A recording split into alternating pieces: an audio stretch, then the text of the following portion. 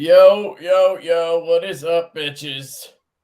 Welcome to another episode of Lefty Live. And this time, got my boy. He's back.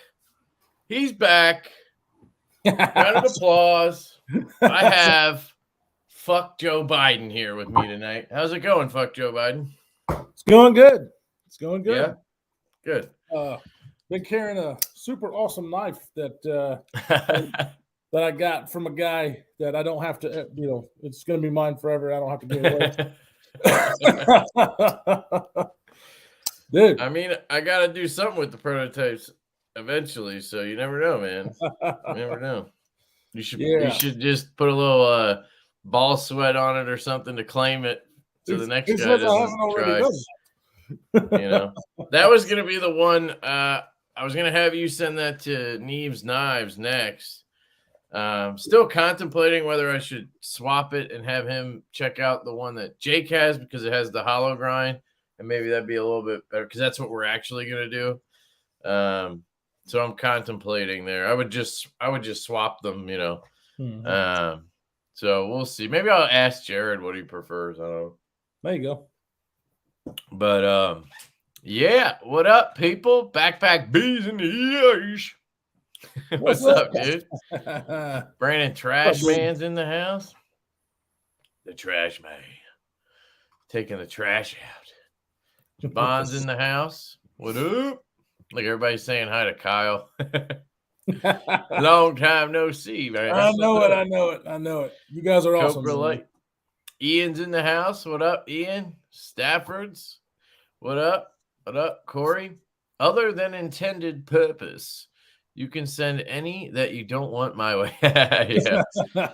Thank you. I appreciate that.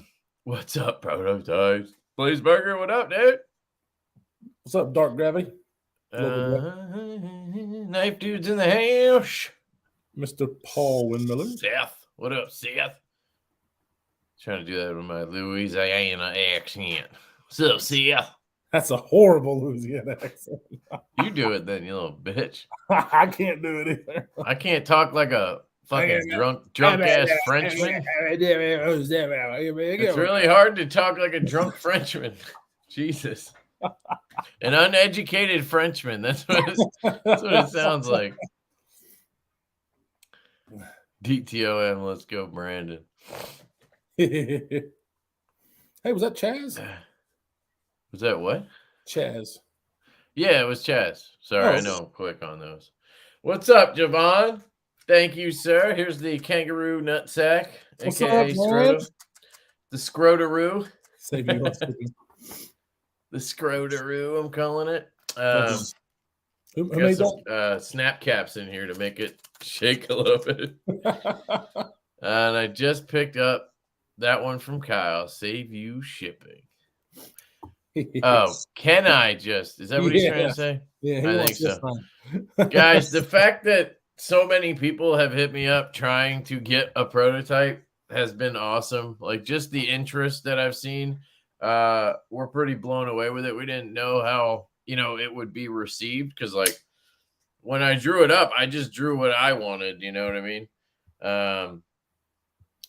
And I guess what I wanted is kind of what other people want, which is cool. So I'm glad, I did try to make it. We tried to make it like, one size fits all kind of thing. I think you nailed that as far as the size and the finger choil. You really did, because I believe wholeheartedly what you guys have to see my full review, which hopefully will come tomorrow. Nice. But it's going to be, with the neutral handle and the finger choil, I don't think there's a hand size that's not going to fit. Right. Unless you have midget hands. Yeah, I mean, even if you have midget hands, you can choke up. Yeah, you're gonna knife, but it might just feel a little too big. You mean? Possibly, but I mean, like, even like if you do have midget hands, it might feel like how this feels. It's just a little too big. But like, honestly, like, I could make this fit my large glove-sided hand pretty well. Dude, this is some fucking Harry Potter shit. I always say it. Yeah, he fucking nailed it as far as a big knife is concerned. Yeah, dude, like a big knife carrying so well. By the way, check it out right here. Little bolster lock action. Oh, Oh, for you motherfuckers. Yeah, baby. I gotta get a mini Tempest in your hands, dude. I really do. I was carrying this today.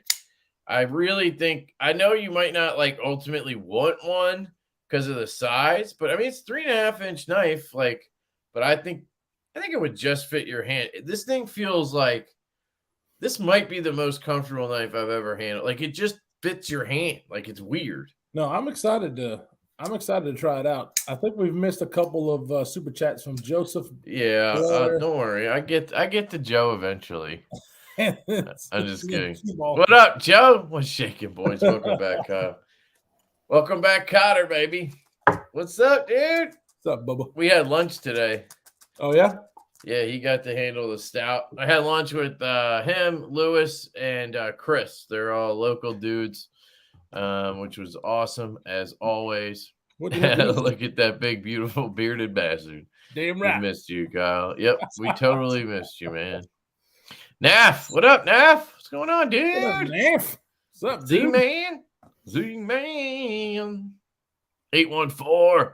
Can't wait to get one in. Yeah. What's up, buddy? Can't wait for everybody to get one in. Cue ball, sign me up. Seriously, so happy for calling you, Kevin. Looking forward to supporting your launch. Dude, thanks, man. Appreciate that, Cue ball. You go, man. And thanks for the super chat, dude. Really appreciate that. Yeah, we're shooting for early April. We're just obviously getting the prototypes out. I figured I had 3 to send around. I had the 3 homies, so I figured I'd send them each one, and then we could disperse from there. So we're just getting started. I think one of them's going to Jared next. And then Chris has one that's going to Casey next. And then Casey's sending that to Stasa. And the reason I wanted to there's 2 reasons, obviously. 2 reasons I wanted to hit Neves and Stasa early was, one, they have big channels. Like, I'm not an idiot. Like, I got my marketing hat on now. You know what I mean? So that just made sense. But at the same time, I wanted to get their feedback on the blade because we do have, we had decisions to make. We decided we're going to do the hollow grind. It just made sense with the versions we were initially planning. The minimums were going to just jump. We were looking at like a 500 piece minimum if we included the satin, and then we might have some flat and some hollow. That was dumb. And then I finally got QSP to like agree that they could do a hollow grind with this finish today. They finally were like, "Oh, that makes sense." And I'm like, what? Because I sent a picture of the Gungnir and the Raptor, and I was like, everybody does it. Like, I don't understand. Is it machines you don't have? Is it skilled labor you don't have? Like, what is it, And they finally were like, oh, we talked to production and they can do it, but it's going to cost a lot more and take way more. Basically, we're like, don't do it. You know what I mean? And at that point, we'd already basically decided to just cut it to stonewashed and blackwashed, and then black micarta and this copper carbon fiber. So those are going to be the 4 versions. So yeah, anyway, if you're interested and you don't feel like, waiting for me to tell you everything, you can sign up for the newsletter on our website. The website's live, and as soon as we have the pre-order going or whatever, scheduled and everything, we will email that list. We'll probably send a couple oh shit, I just stabbed myself. Send a couple test emails just to make sure. Hopefully it doesn't just go right to people's junk. Luckily, I designed it with kind of a snub nose tip, so I didn't jab the shit out of myself. Stabbing yourself. Dude, I love this tip. Like, it's just fucking so sturdy. Yet it'll fuck shit up if you need it to. Yeah, I love obviously with the tip being so far low, just any kind of cuts on my desk, because I don't just cut shipping labels and stuff like that. I make labels for tooling and shit, and I just, instead of using scissors, I just go flip exactly what I want. Yeah, you want to use your knives. You know what I mean? Jared is booming. 1.2 million views. Yeah, that's so crazy. What now? Gets these like viral videos. Like it's crazy. What? How many is he up to? What? No, he had 1.2 million views on a video about that dumbass Riot gravity knife. Oh shit. Yeah. Why does it cost a lot more if they think hollow grinds are for budget knives? Yeah, so that's two different things. So Kun Wu was the one who like thought hollow grinds, they were like, on premium knives, we do bevel grinding, like flat grinds. And I'm like, okay, I want a hollow grind. Like, I don't know, like hollow grinds aren't for cheap. You know what I mean? Like cheap knives. Maybe they used to be. I don't know. But that was Kun Wu. But I kind of got the same thing from QSP. But the point is they have to obviously do the hollow grind. Then they have to do the finish where with this grind, they're like it's CNC cut this grind. They call it a CNC grind. Like, so essentially to me, that means a computer, like a machine, is literally doing everything. And then what? They're just putting the grind lines on it after. Maybe. I mean, because they're CNC grinders. Whereas, oh, okay. And then for the hollow, somebody actually has to do that, I guess. I don't know. And that's, I don't know. Don't ask me, dude. I'm not the expert. I've tried getting explanations. It's hard, man. It's like, translation and like QSP, out of all of the companies I've dealt with, QSP and Best Tech are by far the best when it comes to communication and like their English language skills and all that stuff. So that's one of the things you get with them.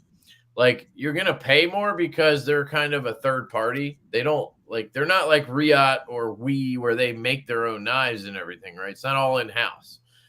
They're getting shops to do certain things and they're putting the whole project together. And that's why you're paying a little more for a Best Tech knife or a QSP knife, if that makes sense. I didn't know that. Yeah, but because of that, that's their thing. Like, so like they're good at communicating and shuffling things and whatever, right? Right. So if you deal with an OEM directly, it can be tricky. Like Kun Wu, it's just been like, like it's just been a little bit rough, like getting answers and getting responses. And it's like days without hearing something. And then it's like, but like, you're going to get a better price. So ultimately it's up to you. Do you want to like deal with that, wait it out, see what happens? And you know what I mean? You just got to wait for the prototype to come in from them and see what they did as far as, because this is going to be fucking hard to beat. I'm just going to go ahead and tell you. So I can say right now, I think we're pretty much decided we're going with QSP.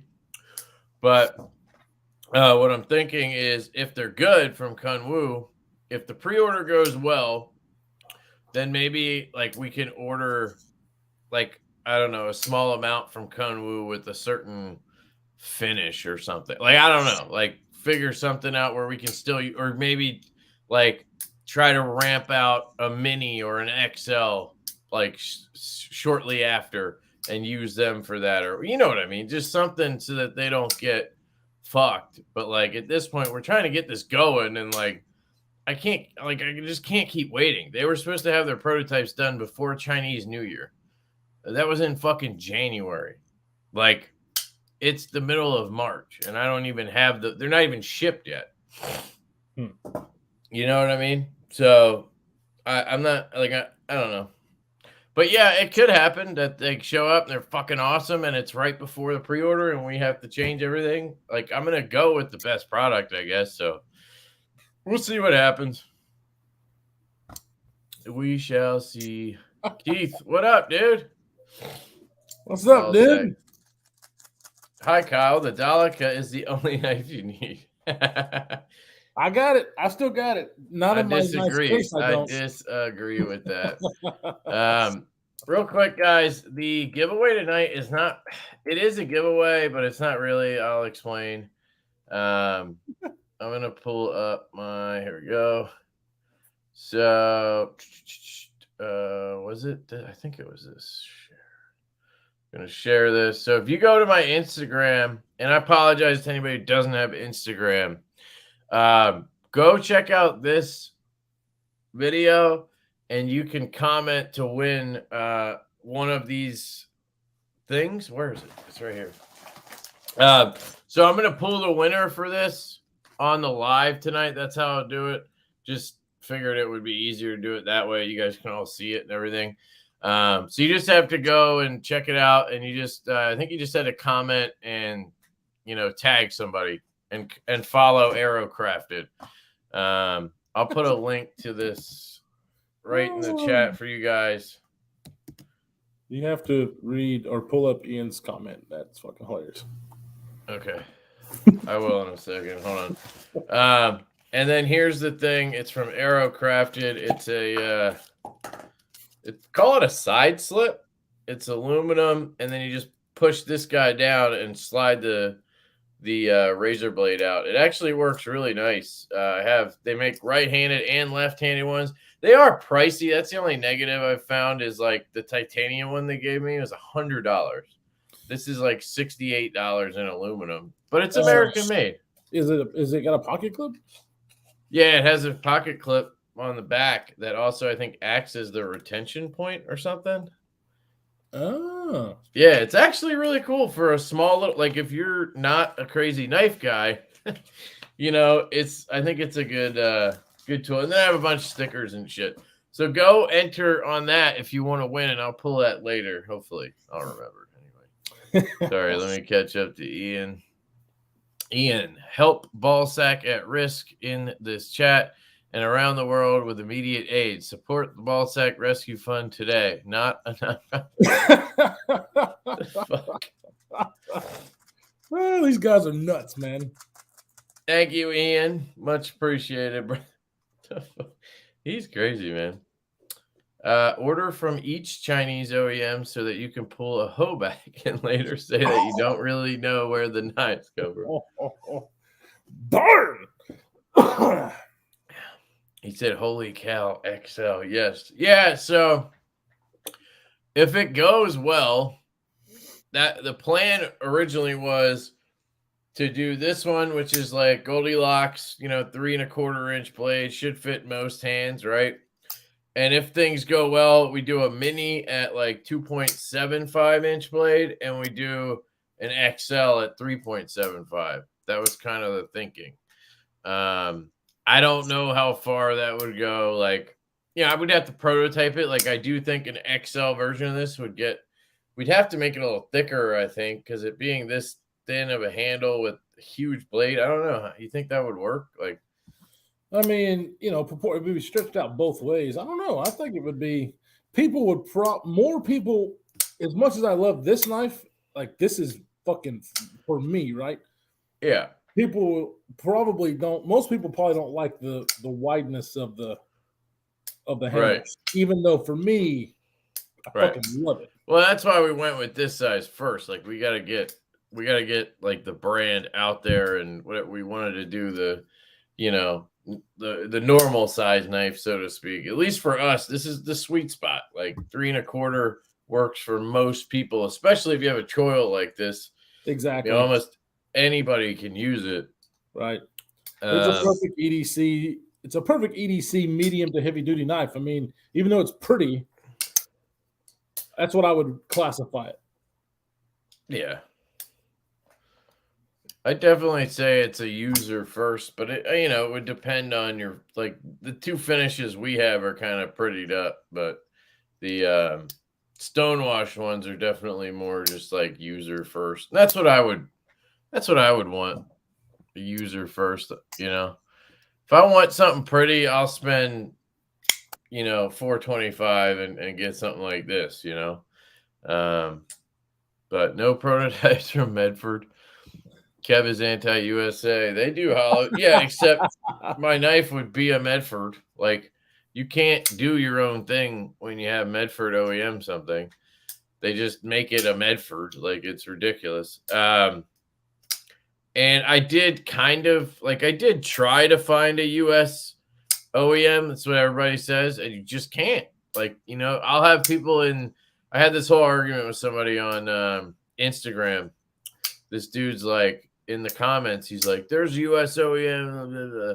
And it's like, dude, you're like, yeah, there's OEMs or machine shops that can make knives.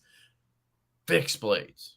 That's not the same fucking thing. Like, Not at all. getting a folder made like this is it's hard. This shit is hard to do.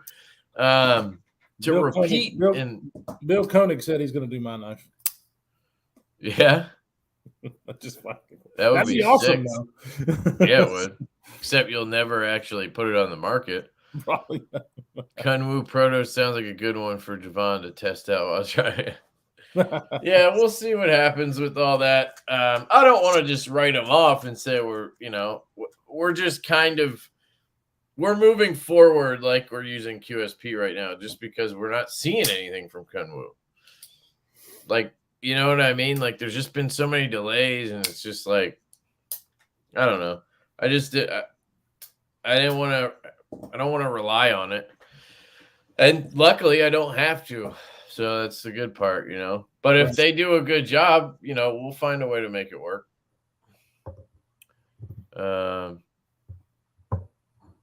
Kev, what is that piece of plastic razor blade? Don't do this. It's not plastic. It's aluminum. The other one's titanium, though. The one I have is titanium. Any updates on the growler and the slip joint, Kev? So, we just paid for prototypes on 2 more designs from Kubi, actually. Kubi is prototyping 2 designs. Both are liner locks. One is the growler, which is sort of a budget-ish. It's going to be like $100-ish. The one they're prototyping is S30V and Black Micarta. We'll see how that goes. And then they're doing another design we have coming that's like it's a titanium liner lock design. I don't want to show that one. I don't want to show any of them yet, but the growler. So, I mean, it's supposed to take like 30 days for prototypes. We'll see. The growler, the plan with that, because it's not a premium knife like this, was for us to just pay for it, do the run, get them here, order like 300, and they're going to be an exclusive through a dealer we have a deal with on that. So I don't know when it'll be. I don't know any of that stuff. It'll hopefully be this year sometime, but we have prototypes coming on that. I don't want to talk about the other design they're prototyping yet, because we're not, I don't know what we're going to do with that yet. We can't do another pre-order or anything. We can't take anybody else's money until we deliver something. Like, we have other projects and shit, but like, I'm not going to do another pre-order while we're waiting for knives from QSP for another pre-order. Like, that's just fucked up. So we want to deliver knives, then start the next project, if that makes sense. But we're working on it already, if that makes, like, because it's not, I don't know if everybody knows this, it's not super expensive to get prototypes. Like, for the 5 prototypes we got from QSP, we paid $1,200. We actually paid for 4. They made an extra one, I think, to show us this copper stuff. Which fucking thank God, right? Yeah, like, dude. Holy shit, if they didn't do that, now that I'm thinking of it. But that's $1,200 for 5 knives. Even let's say 4, that's $300 a knife. That's like fucking awesome. Like, even if nobody buys the knife and we just end up with these prototypes, cool. Like, I'm not gonna bitch about the money we have in it. Now, the money we have into like the whole thing, yeah, that would suck. But like, the prototypes aren't that expensive. Kubi, I don't know if they want people knowing, but like, I think it was like $500 for 2 prototypes, but they do them in like D2 or something. These are in the actual steel. Like most OEMs, you're not paying that much. Like, it's like a good knife. You're paying maybe I want to say 1.5 or twice as much as the knife would cost. Yeah, because I want to say that Jake said, well, he might not even want me to say, but I want to say that that Riot charged it $500 a piece for the Avant. Yeah, I think that was what he said initially. I don't know what it ended up being. Because I think the way it works is like with QSP, it was $500, I think, for 2, or it was 700 for 2, and then we were like, well, what if we want 4 because we want to send them around to people and stuff, and then it got cheaper to get more. You know what I mean? Always does, So yeah. they could have done that. They only got like 2, I think, right? No, they got 4, I think, 2 of each. I maybe. think 4. So they may have paid. They probably paid what we paid, like $1,200 or $1,500. It's not a huge amount, and I think people think that. But obviously, you have money into the CAD if you did that. But like, honestly, these OEMs, you could send them a paper napkin design to QSP and pay for your prototype. You could literally get your knife made for $700. You could get 2 copies of your design if you really wanted to do that. So anyway, we have other prototypes coming. The slip joint, we just actually signed an agreement with a dealer. I don't know if I'm supposed to say, I don't want to get into it, but they're taking over the design. So we basically licensed the slip joint to a dealer who's going to run it as their own knife. We'll obviously get credit for the design and shit, but we don't have to deal with paying for prototypes, paying for whatever. We don't have to deal with anything. Like, obviously we have input and shit, and then we get, a percentage of it. And we did that instead of running with it. Like, obviously we could have made more money if we did it ourselves and did a pre-order or bought them and sold them, right? But we just both aren't, like, we're not slip joint aficionados. Like, the people who follow me they're not really like big slip joint guys. You know what I mean?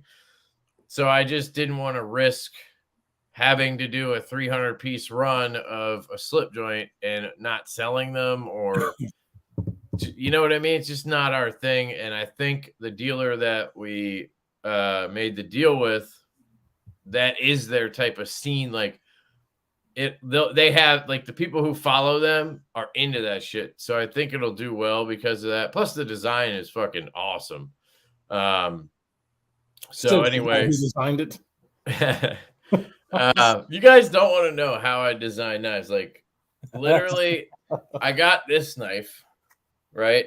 The Tactile Knife Co. Bear. And I was just like instantly fell in love with how thin it is for, being the size it is. It's right under 3 inches, but like I can get a full grip, right? That's what she said. It weighs nothing, and it's 0.27 thick, 0.07 stock. And that just, it made me carry it because like this thing just disappears in your pocket. I don't want a slip joint in my pocket because I don't like heavy shit in my pocket. Like Swiss Army knives, I don't know how people pocket drop those. You know what I mean? So that gave me the idea, and then I just literally just drew it. I drew a slip joint with a sheep's foot blade, and I wanted it to be this thin. This knife inspired that. And then I sent it to Colin. Colin added the choil, which was fucking genius. And that's how that one was born. So I don't know. We'll see how that goes. But anyway, that answers your question. Was that like a 12-minute answer? Holy shit, dude. Sorry. Holy fuck. I got to skip ahead. Z-Man, what up, dude? He says, welcome back, Kyle. Guys, I got my custom leather mat from Lancelot Leather today. Epic. Nice, That's dude. fucking awesome, dude. Dude, I remember it was about a year ago when I got the first one of those. We unboxed it on the edge, remember? And then you got one like 2 weeks later. Yep. Fucking dude, he's doing so well now. So happy for him, man. I am. He makes such good products. Busy, Mm-hmm. He made this slip. This is the best slip ever. Now, I'm not a fucking slip joint guy, like I said, but I guess I am now. I don't know. But this slip is so good, nice and thin, just like the knife, and that's what I wanted. He nailed it. So if you guys ever need a slip, I think this was like $30 or $35, like very reasonable. His prices. Oh yeah. Thank you, Z man. Yeah, I don't know if he does. God, kangaroo nutsack leather, but you could ask if you wanted. Oh, Chris is here. What's up, dude? I saw him like trying to get on earlier and then he didn't. I don't know what happened.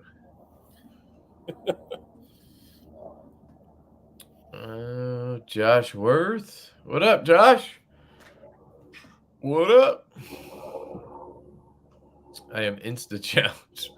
Jake Hoback could give you advice when it comes to dealing with a Chinese. Man, you guys are fucking brutal. I agree, though. It is fucked up, though. Chad Nichols OEMs are used to. Really? For folders? I was talking to somebody who said they wanted to start doing it, but you're talking about like 50-piece runs. Like, you're not going to be able to, like, I don't know. I like the idea, and I would love to be able to do stuff USA made. I mean, if we could ever like make enough money to where we could open a shop and like actually do, but I don't know how to make knives. Like you know what I mean? That's not my forte. I know how to talk shit on them, and I know what I like. So that the whole Chinese OEM thing kind of works for me because like they handle all that shit. Well, I mean, it's a huge expense to buy the equipment you're going to need to build the knives. Fuck yeah, dude. Hell yeah. Not to mention the expertise. Right. Well, we had to bring you on to do that, I guess. You could learn. I mean, what's up, Bees? Go check out Bees is live at the Hive tomorrow night, guys. Same time as this tomorrow night, I think. Unless he changed it. You guys want to see a cool ass knife I commissioned today? Huh? Check this shit out. You commissioned? Check this shit out. I gotta. Uh-oh. Did Kyle just disappear? He did. Don't worry, I'll bring him back. So check it out. I just commissioned a knife from Tough Knives. Bang. Look at this. It's going to be like this, but it's going to be left-handed. And hopefully it's going to have blue instead of green. And that'll be it. I didn't realize, is this is it a front flipper? I saw this other one just now, and I'm like, that's a different knife, I hope, right? And I wouldn't want a front flipper. I guess it wouldn't be the end of the world, but I just never even thought about it. Let's see how she opens. Looks good. Oh, yeah. Anyway, so, yeah, I'm getting a Lefty from him. Absolutely sexy as fuck. That might be the same knife, but I have no idea. Can you close it so I can... Ooh, yeah. Anyway, so that looks dope. There he is. I don't know what happened. YouTube probably tried to get rid of you. For my fuck Joe Biden name? Yeah, probably. What up, David? Taberski. He said time flies. Yeah, man. Really does. It's been about a year since we started on the edge, right? Damn, has it? I guess so. I think it was April last year. March or April. What are you guys drinking? I just finished a Dr. Pepper and cream soda and now cracked open a Wegmans black cherry and vanilla seltzer. What do you got there? I had mate. It was what is it called? Whispering Trail, Wildlife Trail. Fuck, I can't remember. Somebody suggested it, and I bought some. It was good. Okay, what is it? A beer or something? No, it's bourbon. Oh, okay. Nap says, wasn't Tactile aiming to become an OEM? So, no. I actually messaged him about it because I was talking to him about the slip joint or something. And I was like, hey, whenever you guys are, ready to do OEM work. And he said, I don't think we're going to be doing that.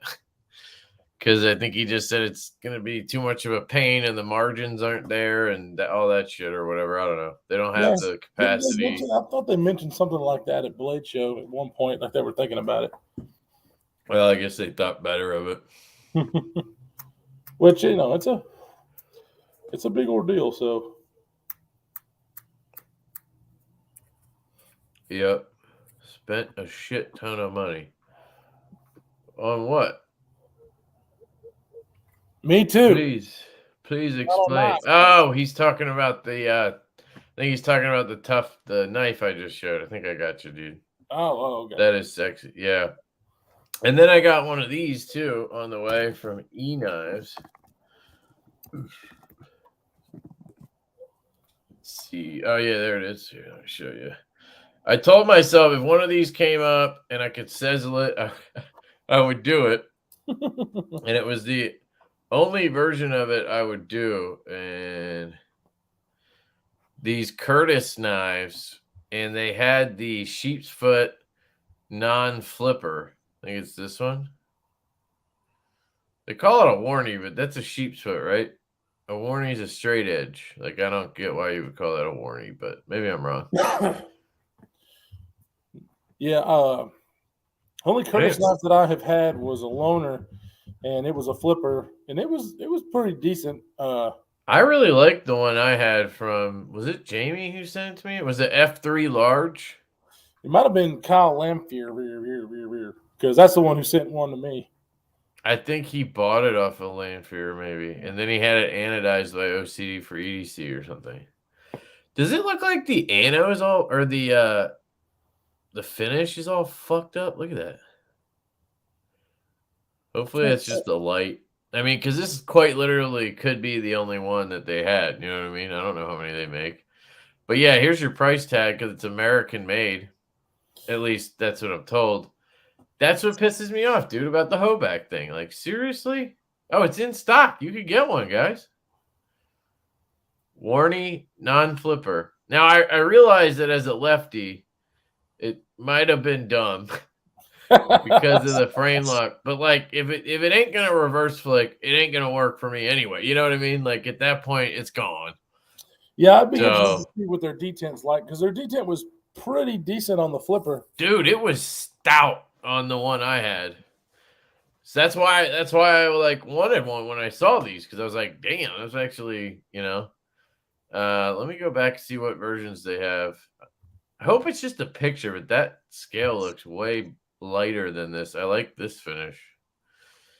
So there's the Warney with this flipper. Then you have the Spanto. The reason I didn't want the flipper is because the F3 large I had in was like a pocket pecker and a half. Yeah, it's a big old flipper. Yeah. Here is the Slicer. No, Spanto with non-flipper. That's not bad either. I just wanted a low tip, though. You guys know me by now.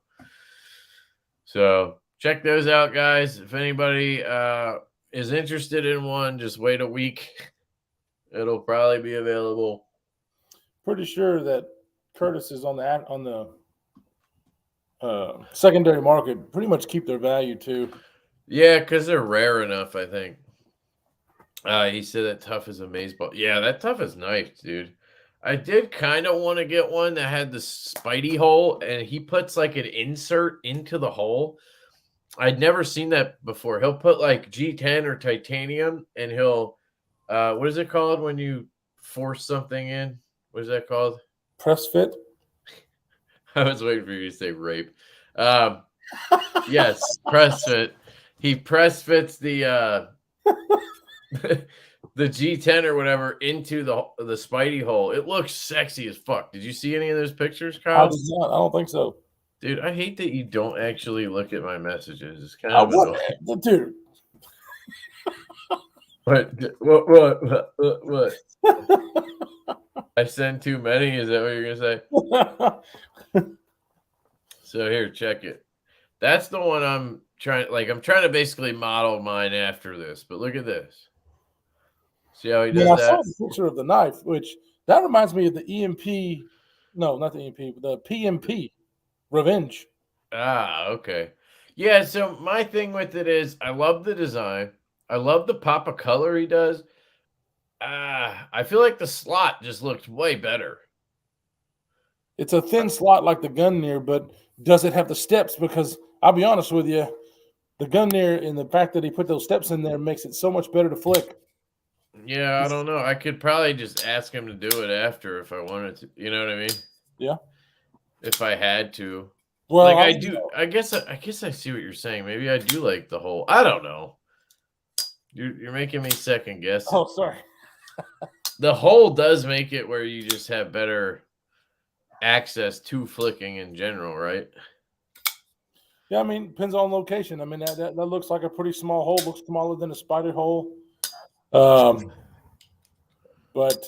Would make it good for thumb flicking too, wouldn't it? probably. Fuck. Maybe I should do that. I don't know. Let's take a vote, guys. I might not have a choice anymore, but since I already told them. But what do you He guys hasn't think? started making that yet, so you have. So how much did it run you? 1,300 was what we agreed on. I don't know if that'll be the end situation, but yeah.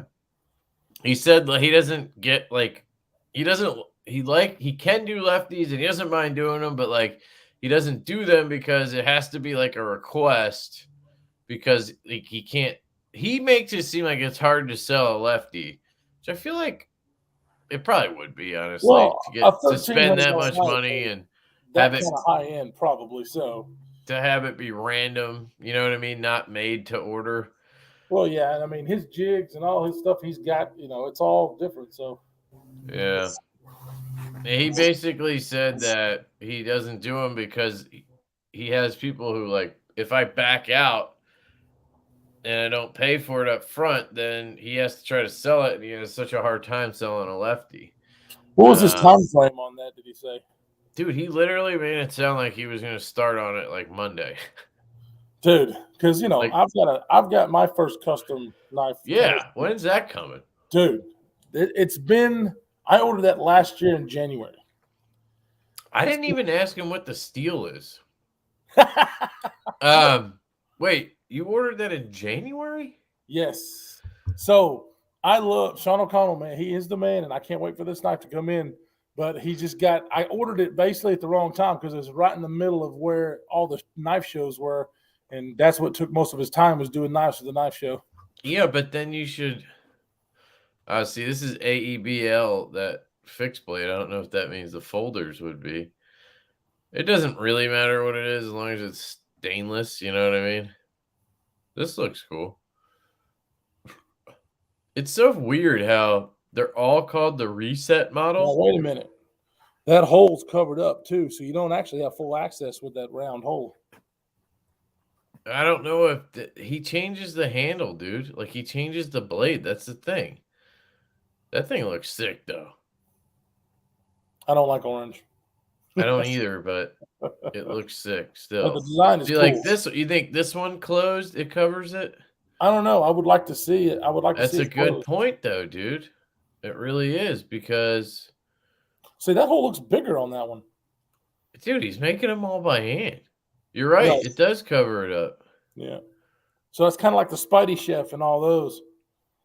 Yeah, So the so fact that it's a frame I think lock the hand, slot makes way more sense then. I think you're right, especially for a left-handed. I think it's made for thumb flicking. I don't know. He like didn't know what I was talking about when I was saying reverse flick today. What? Yeah, I swear he got it like after I explained it, but like he really was just like thumb flick and front flip or whatever. Like it was, you know what I mean? Because I was trying to explain lefty how it, you know what I mean? Well, we'll see how it, we'll see how it comes out. I like the design. It's a simplistic yet, I don't know. I like the design. Yeah, I like the design too, for sure. All right, I'm skipping ahead. He says orange O-rings and shit looks good. The press fit is the best. I love the look. Yeah, I do like the look too, but I think the hole makes it look kind of corny, like cartoony or something. I like the slot, but I like the function of the hole. You know what I mean? Right. But if you look at my collection, I don't have a single knife with a hole. All of the ones I have are some kind of a slot. So maybe that answers the question. I mean, I guess this counts as a hole. You know what I mean? So elongated hole. Yeah, I guess. I'd say a perfectly shaped hole, like just. By God, it's fucking great. You know how many times I changed my mind on my American build? Luckily, he's a great dude. Yeah, I'm not going to change my mind. I already told him what I wanted. So, Knife Modders, what up? Landing Richie. Let's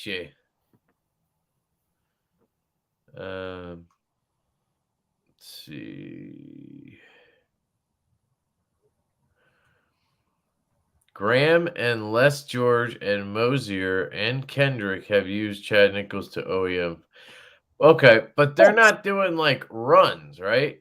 Are they doing like hundreds? Or are they doing like 10, 20, 50 pieces? Like, I don't know. It's different. You know what I mean? Go for the slot. Okay. Yeah. I forgot I asked people to vote. Did you have a Lucas P modded with a hole? Yes, I did. But that I bought it off of Jake and I sent it to the Knife Modders. And then I sent them a Demco to check out to Cerakote. So they have I have 2 of these. I actually have 3. I sold one. So I have these 2. And then I have a toxic fat carbon one. Sorry, I'm trying to stop this camera from fucking shaking. I have a toxic fat carbon one that they blacked out with Cerakote. That's a shark's foot, which I'm probably going to take those scales off and maybe sell them or something, because I got this today in the mail. These are from Carbonize, and these are 80s fat carbon Demco scales. God, that's a perfect name for it. Yeah, isn't it? Now, I don't know how much I love them, to be honest, but we'll see once I get them on a knife. The inside is almost nicer than the outside. Oh, wow, look at that. Look at that green in there. But yeah, that's what it looks like. 80s fat carbon. And that's going to be on a shark's foot Demco, I think. And then I got to sell, I don't know. It's either I got to get another one or I got to sell one. Sell a set of scales or 2. I don't know what I'm going to do yet. I don't need this many 20.5s. Like, but that is the 7 way. I will say, I think the White Storm probably looks the best. The White Storm and the Arctic. Like, these both look really good. Yeah, I'm a big fan of the Arctic. Yeah. The Toxic, the green and yellow on it is cool, but I don't know. It looks cooler in pictures, and then in person, it's a little too much, maybe. And these are cool. We'll see. They might be a little too cartoony or something. I'm sure I can sell whatever I don't want. So I'll figure that out. Dig in the 80s fat carbon. Yeah. I agree. I'd get a satin and have the bat wing chopped off if I do get one. Bat wing. Is he talking about this? I don't think so. What is he talking about? Batwing. Batwing. This? I don't know what you're talking about. And there isn't going to be a satin. So, I don't know. Maybe he's talking about something else. Get a D2 one to mod. Different knife. I did. I actually bought a D2 shark's foot, but it had a little squeak and it pissed me off. So I sold it to Backpack B because, he has 8. What? He has 4 clip points and he has 4 sheep's foot. Damn. I know, it's dumb. Become the collector of 0.5. Yeah. 0.5s, yeah. Because I have the F5.5s. And then that's true, dude. I just put taco bearings in here, I think. Because I was out of skiffs. I was like, fuck, I got to stop ordering like 3 sets. I got to just order like 10. So I did. So I have like 10 sets of skiffs on the way. Because the 5mm are the size, But yeah, technically I have 6.5s. Jesus. Brent has fucking 10 or 12.5s. Damn. Batwing scrotum sculpture. Not fat carbon, camo carbon, different companies. Yeah, he could be right. This might be camo carbon that makes those. But it's called 80s fat carbon, sort of. What do you call it then? Because I think even Heretic was calling it 80s, you know? I mean, it's a Fat good name Carbon. for it. I think it's a good name for that. Oh, he's talking about the LEK. Oh, Did anybody order one of those? Because they went on pre-order today. I was thinking about it because I love the look, but I realized I would never carry it. It's one of those where it just looks so sexy, but like just big cleaver knives I just don't carry them. Like so I was like, fuck it. I'm not going to waste my money this time. I'm just like a pre-order machine, and then it's more about the pre-order than it is about the knife. I feel like I get them and then I'm like, oh, I'm gonna sell it. So I don't know. I do have a couple for sale, guys. If anybody's interested, I have the Brian Brown Raptor for sale. I've carried it a bit, but like, nothing crazy. It has a Zircuti clip from Johnny T, so I will sell it without the clip if you want. So I was asking, I think $550 with clip because I paid $4 for the knife, $150 for the clip. I could probably do $525, whatever. But if you want it without the clip, then I don't know, $425, same thing. It does have a little mark right there. You can see it on the top there. Sort of. Can you see it? Yeah, I can see it barely. Yeah, it's not bad. It's just kind of a little shade. It's like a line. And then I have the Vosteed Bellamy made by Kaiser. This thing is a freaking. It's got great action. Just drop shut. These are like $130, M390. I was going to sell it for $100 just to, move it. So if anybody wants those, I also have a Tuya Big Belly that is dull as fuck because I passed it around and Tyler from EDC Gear Reviews decided to literally obliterate the edge and not sharpen it. He just sent it back duller than dull, like crazy. Dub Glock says 425 without clip. Yeah. I mean, are you offering that? Yeah, I'll take it. If that's what if you're saying you want it for that, then yes. I'll just keep the clip because I can either sell it to somebody. I already had a guy hit me up, or I might try to fit it on one of the Jaegers I get because it might fit and it probably would help my lefty issue. So maybe. How much without clip? How much? Dude, you already answered that. Without the clip, 425. With the clip, 550. Does that make sense? Knife and clip.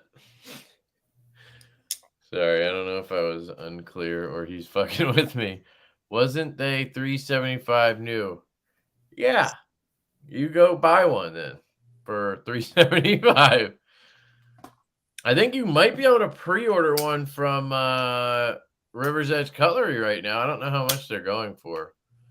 But yeah. They are doing hundreds. Yes. Hundreds of what? Nursing that Rhett like a sub. Cigarette? Like a son of a bitch? I don't know. Maybe. Oh, so now I get it. He was questioning the price that whole time. Question mark. Without clip. How much? Question mark. Okay, cool. I wasn't dicking with you, just checking. Okay. Rec is sold out of rep. Yeah, plus you're gonna wait 7 months for that thing. So, you know what I mean? I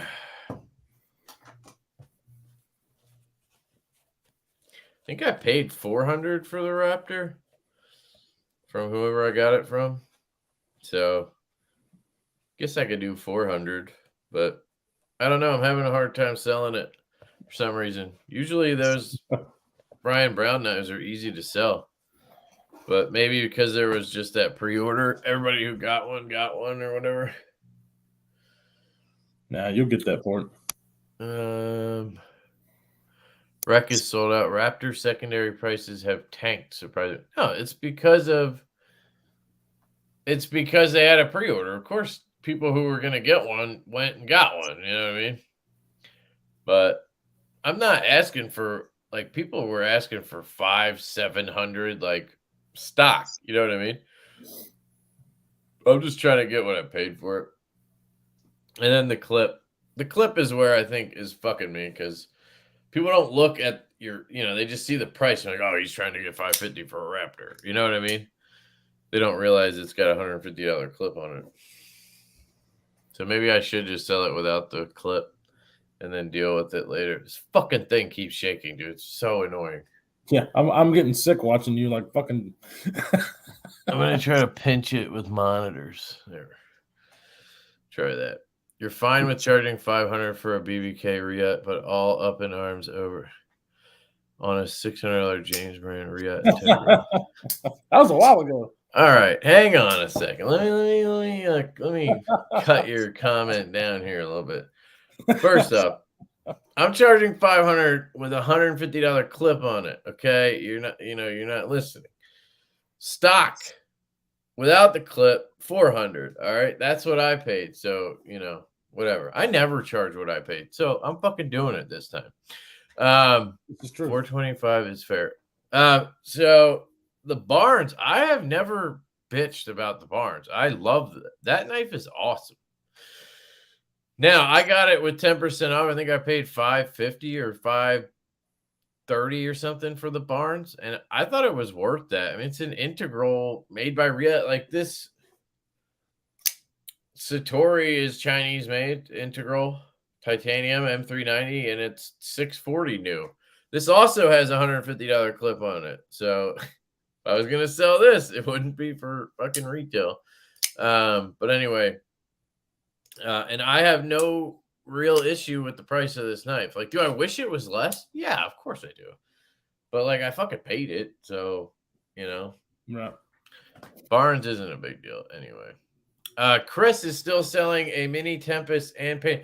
Actually, Grady, I might have a buyer for you for the Tempest, but he's in England.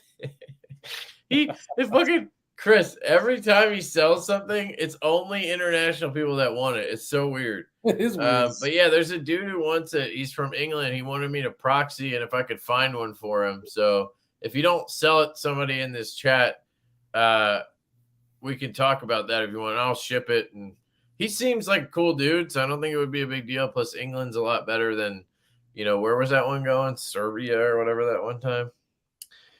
I sold my PVD version for $415. Yeah, but it depends on when you sold it. You know what I mean? Like, if you sold it a month ago, that was easy. Strand type. What's up, man? I think I'm gonna shoot you an email to buy that Bellamy. Got the CF version, and it's so damn good. Okay, cool, dude. $100 for that bad. I was trying to convince Brent to buy it because he was saying he hated the coating on the CF one he has. I was like, buy mine, swap them, and then sell the parts. But he knows he would never sell the parts because he just can't sell knives. Like,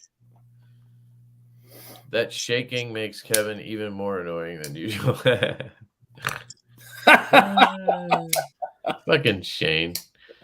I paid $199 for a TS 195 integral. Such a bargain. I mean, Tucson is Tucson.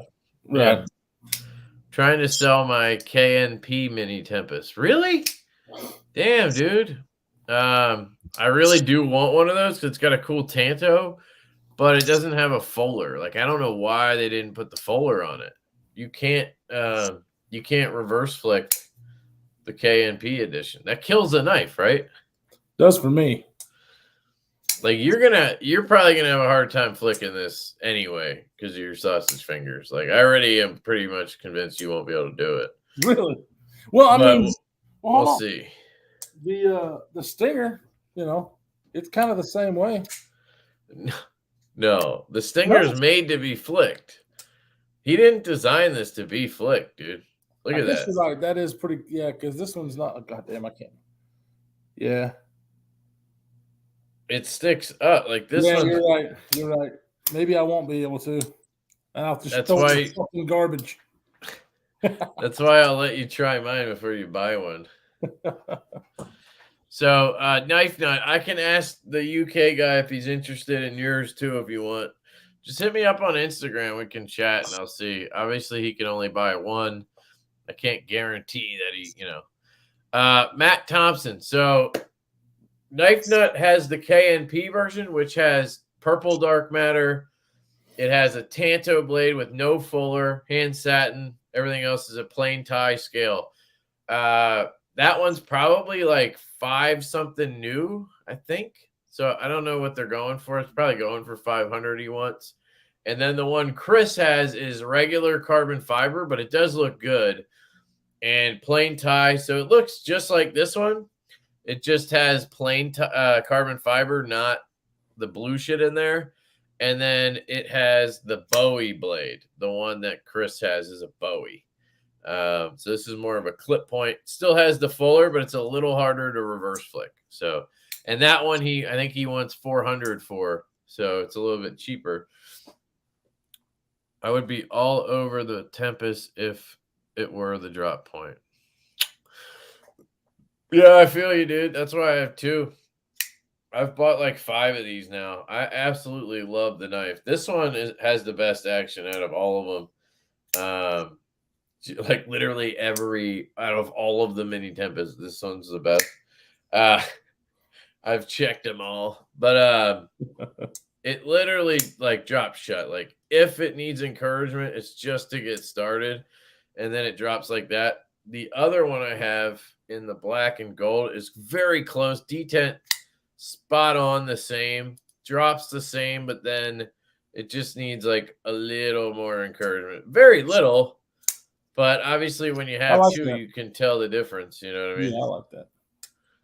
But you probably would like this because you'd just be like, you know what I mean? But this one definitely has your kind of controlled close thing going on. So does the Raptor, by the way, in case you want to buy this. It is a sweet knife, that's for sure. It's just a little too thin for you, I think. Yeah, most of those. There's another design. I can't remember what it is, but yeah, the thinness of the handle scares me. Mike says, I asked you 50 times, Knife Nut. Well, maybe he wasn't selling it then, dude. I have never been drawn to them. Are you talking about the... Oh, secondary was shit even before the China thing. Yeah, Hoback. Fuck yeah, dude. Hobacks are terrible in this. It's Hobacks and Olamics. My God, it's like fucking trying to, I don't even know what. It sucks ass trying to sell those knives on the secondary. Medfords too. They blow. You always lose money. And a good amount of it too. Yeah, I've noticed that with the Medfords for sure. Just fucking flip this dude's knife right into my table like an idiot. Luckily, I didn't do any damage. Just check.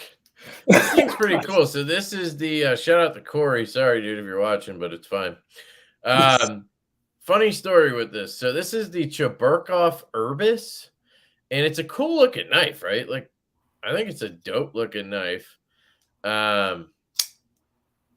Cool blade, like just really sweet looking knife. Very comfortable in hand. Now, obviously, it has a major flaw. It's flipper only. Action's really good. Cheburkov, you can reverse flick it off of the really stonewashed blade. But the flipper sucks. It's like very minimal jimping. I don't know if you can see it very well. I mean, it looks like it would be a good push button. Yeah, but the detent, so I mean, is that a push button? It's kind of like a light button. It works, but like that's all you get, you know what I mean? And left-handed, it's kind of, I don't know, I just don't love that. But But other than that, it is really cool. But for the price, I would never pay for just that. But funny story is, dude sends it to me. Like, he hit me up on Instagram. We chat occasionally, and he's like, "Yo, dude, I have this knife. Just got it in. Like, thought you might want to check it out." He sends it, whatever. Turns out he bought this off of Colin. Oh, really? Yeah. It's kind of funny. Small world. Yep. He bought it off him on like Knife Swap or something. What kind of scales on Apache, Grady? Marbled carbon fiber, Joe. I can sell the knives for him if you want. He wants $280 for those, or for the Apache. I can vouch that knife is incredible. The D10 on that is like, if you like it a little bit stiff, the Apache kickstop is so good. Not too stiff, but like, it's got a really good D10. What version and blade shape? Gold CF and drop point. I'm not out of Conus too. I'm not out of Conus too. So you're in Conus. Not out of means in, right?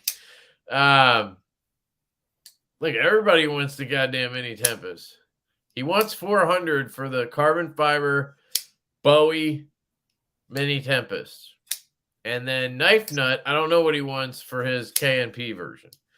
And then I have this one in the gold dark matter and drop point, and this one in the blue marble drop point that you can ogle, but you can't touch or have. So, suck it. I'm just kidding. I'm being a dick. Hey, looks like we got a new member. Got a new member? As I'm being a dick to people? Jeez. Sorry. Okay. I think I'm a little bit behind everybody. Okay. I think you guys figured this out. Okay. I'll shut up. Lefty's wheeling and dealing live. You got the goods, and our man Lefty will sell. I mean, I'll help people sell shit. Why not? Somebody buy my fucking Raptor, though. I'm done trying, just going to Reddit. What are you looking for, dude? I don't know what you're looking for. I traded my Bowie for a drop point after Lefty's video. Nice, dude. Yeah, the drop point's way easier to flick. Like, the way I put it is the drop point, 9 out of 10 times you're gonna get it, no problem, right? Occasionally, like, I'll slip off and like kind of miss it a little bit, but I feel like I do that with any knife. You know what I mean? Occasionally you'll miss it. The Bowie is more like 5 out of 10. You know what I mean? Unless you're really concentrating for all 10. You know what I mean? Know what I mean? Know what I mean? Know what I mean? Know what I mean? Knife Nut says he wants the Raptor. Who does? Knife Nut. He wants it? Like he's going to buy it, or he just like wants it? I don't know. He says, I want that Raptor. Blades and EDC. Yeah, dude. What up? Thank you for becoming a member, bro. Much appreciated. Appreciated. If I haven't already sent you like stickers and shit, DM me and I'll shoot you some. Well, I mean, I'll mail them. I'm not going to shoot them, but you know what I mean. Cuff version 2 in the cart. Yes or no? Yes, but just keep in mind you're going to want to mod the Teletubby. This is my Cuff version 2 Lefty. It is absolutely one of the best knives. Detent for days. This knife is why I sold my Field Duty full size. And I think I'm about to sell my Lefty EDC. I know I've done that before and regretted it, but I just don't carry it. No. If I carry a Lefty, I always pick up the Cuff, dude. Now that I've chopped the Teletubby and added the access, it's just such a better knife. I'm tempted to sell the Vero too. As much as I love these two knives, I just don't carry them. Now that I carry the Stout all the time, I don't know. You'll probably sell those pretty easily. I don't know. I don't know if I'll actively sell them if somebody sees this and says, "Hey, I want it." The only reason to keep this is because, like, the Vero I like, but like, I love the blade. That D10 is just, I'm never gonna get over it. How it's just a little too light, you know. I do love that he made it, and I'll support the shit out of it. You know what I mean? If anybody wants a Vero Lefty Axon with black micarta and belt set, and hit me up. It dropped shut. This one, the reason to keep it around is just to say it helped me, like, inspired me a little bit, you know? Yeah. That's really because, like, at this point, I'm just gonna carry this if I have the choice between the two. No, I get that. I do love it. I don't know. It doesn't drop shut, and that kind of kills it for me.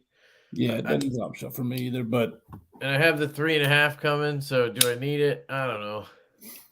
oh yeah, what's the word on those? Who knows? Who knows? He 'Cause I said, think I want 525. for his Tempest. Oh, gotcha. Where's my nutsack? I gotta give you a nutsack, dude. I'm sorry. Jeez, gotta be a little patient around here. I want that Raptor, but I need the money for a new mower. Oh, there we go. It's getting about Why that time. just get rid of your lawn, dude? The fuck? Just burn it. I just sell all my goods to Brent. You're not the only one, Ian. Everybody does that. I'm on these Facebook group now, and shit is selling all the time, but I find stuff new, so pass on secondaries. Oh yeah, by the way, anybody want a What? sheepdog? I was selling Yeah. this for $130. I've dropped the price.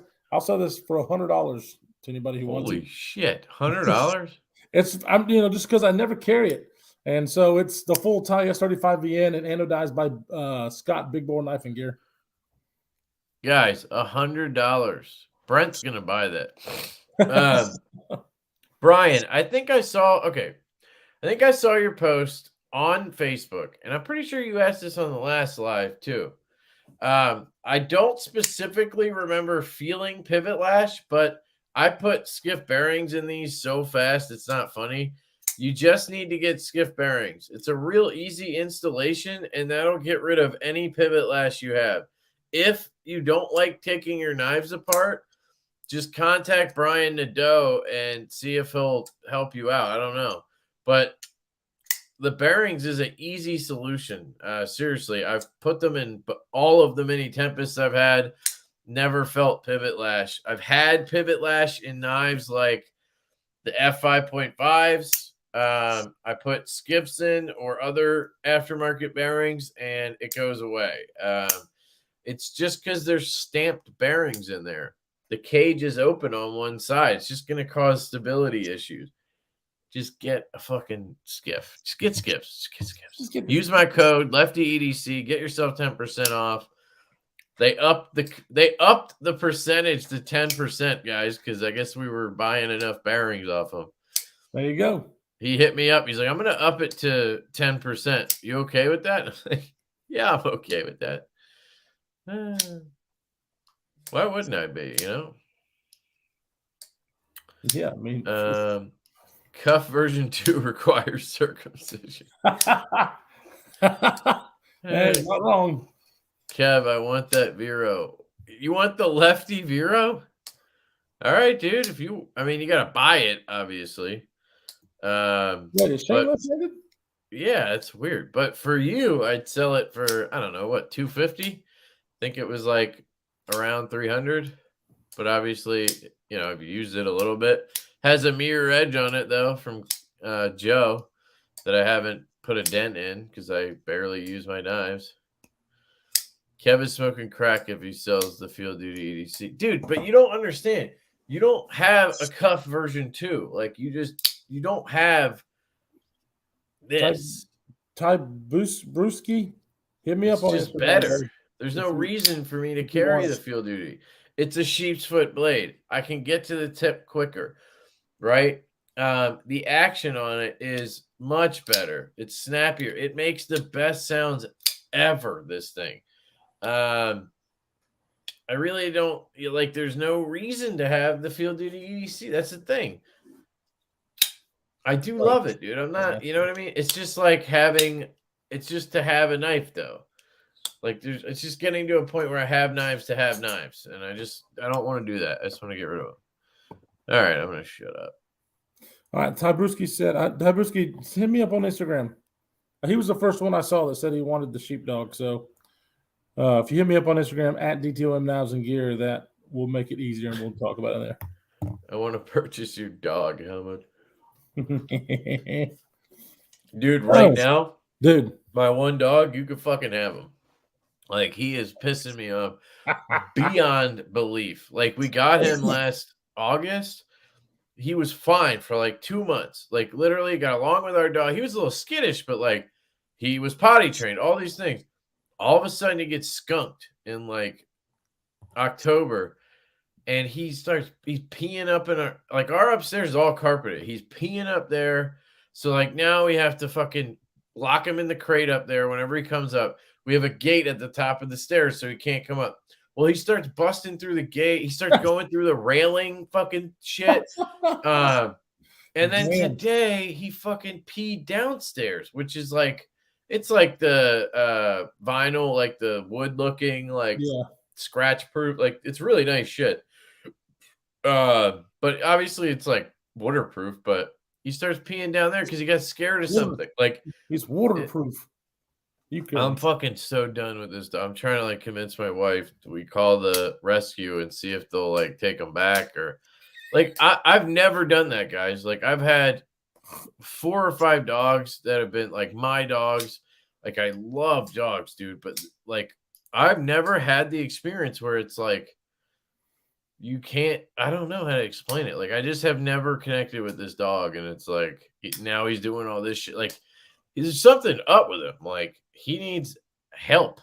You know what I mean? So it's almost like, do we call them and see if they can place him somewhere to try to like help him or fix him or like, because he's just like scared shitless here. And then he just like cowers in his crate. Like, that's the only place he like, I don't know. I just feel bad for him and I fucking hate him at the same time. It's just like, you know what I mean? Like, no, I know exactly what you mean. I got my daughter's dog. I was like that. Like, I would totally get rid of that dog if I could.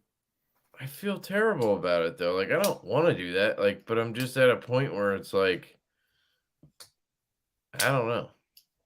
What else do I like? It's not, he's not like, he can't be enjoying it. You know what I mean?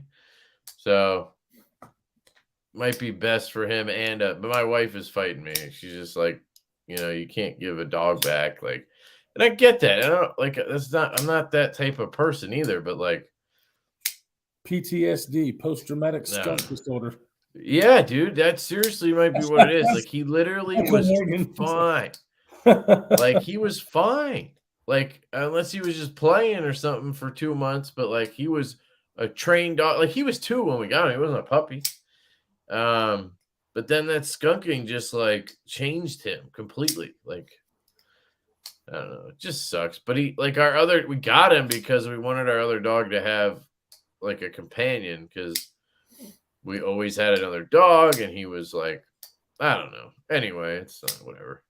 I'm probably just I'm just pissed off because he fucking pissed all over my floor today. No, I get it. I totally get it. Because I just replaced our floors. You know, we fixed up our house.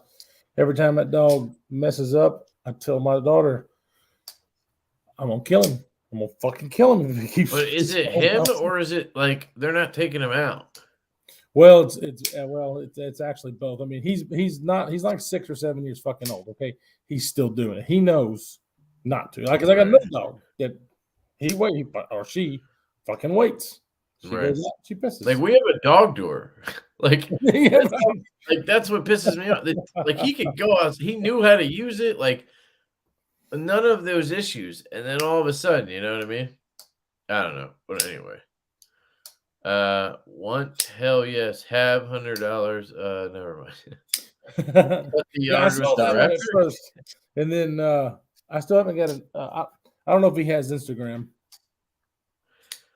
Cue ball, it's awesome, dude. Glad you got a 229 Tanto. I always enjoyed that knife, but I only really had it around because it was cool and badass, you know. But that's kind of like you have big hands, like it's a big hand knife, dude. Knife. I don't know what I just said, but that knife is the reason my nails are fucked up. That's the knife that started it. Cracked my fucking thumb in half. I asked about the pocket clip. I will install my skips tomorrow night and let you know. Oh, okay. I saw somebody on Facebook ask about the pivot lash, and I thought it was you. You're right. You did ask about the clip. Sorry. I carry one of these. Like I carry one of these almost every day. For the last 3 weeks, I've been carrying a mini Tempest. I fucking love this knife, guys. And the clip, it's like pokey down here, sort of, you never feel it in hand, and you never feel that in pocket. And the clip, I wouldn't say it's too tight, but I carry it in my back left pocket, and I'm starting to think that back left like pockets in the back are maybe thinner. But I don't know.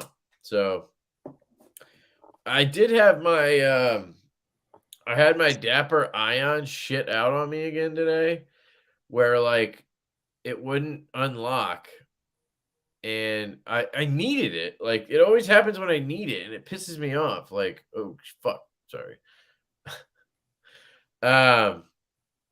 So I don't know. I need to contact them and try to get a replacement or something, but it'll just crap. Like it just won't work. And then I have to plug it in. And once I plug it in, I turn it on and then unplug it, and then it works fine. But if I like plug it in, turn it on, turn it off, then unplug it, doesn't work again. It's fucking weird. It really is. So I always said this when I was promoting this thing. Like I can't tell you long term how it is because like I just hadn't had it long term. But other than that, it's fucking awesome. Well, I had this problem like after a couple weeks, and it's happened 3-4 times now. So it's at a point where I need to contact them and see if like I can just get a replacement or something. But I've heard they're absolutely brutal to get a hold of. My one buddy, Sean, he tried getting a hold of them for like weeks. I eventually like pestered them with messages and they answered him. But like, I don't know if they're going to answer me either. So we'll see.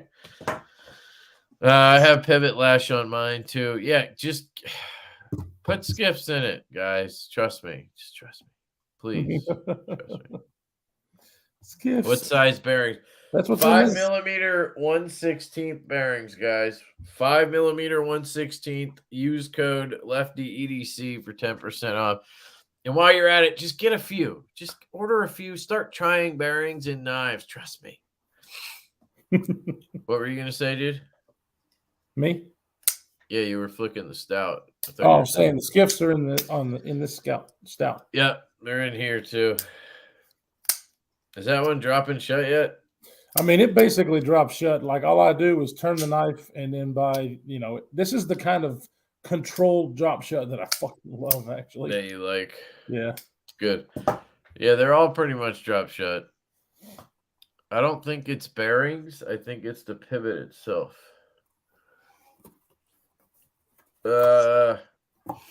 Just put skiffs in it. Just put the skiffs. Just do it. And I'll tell you what, Jack. You order the skiffs.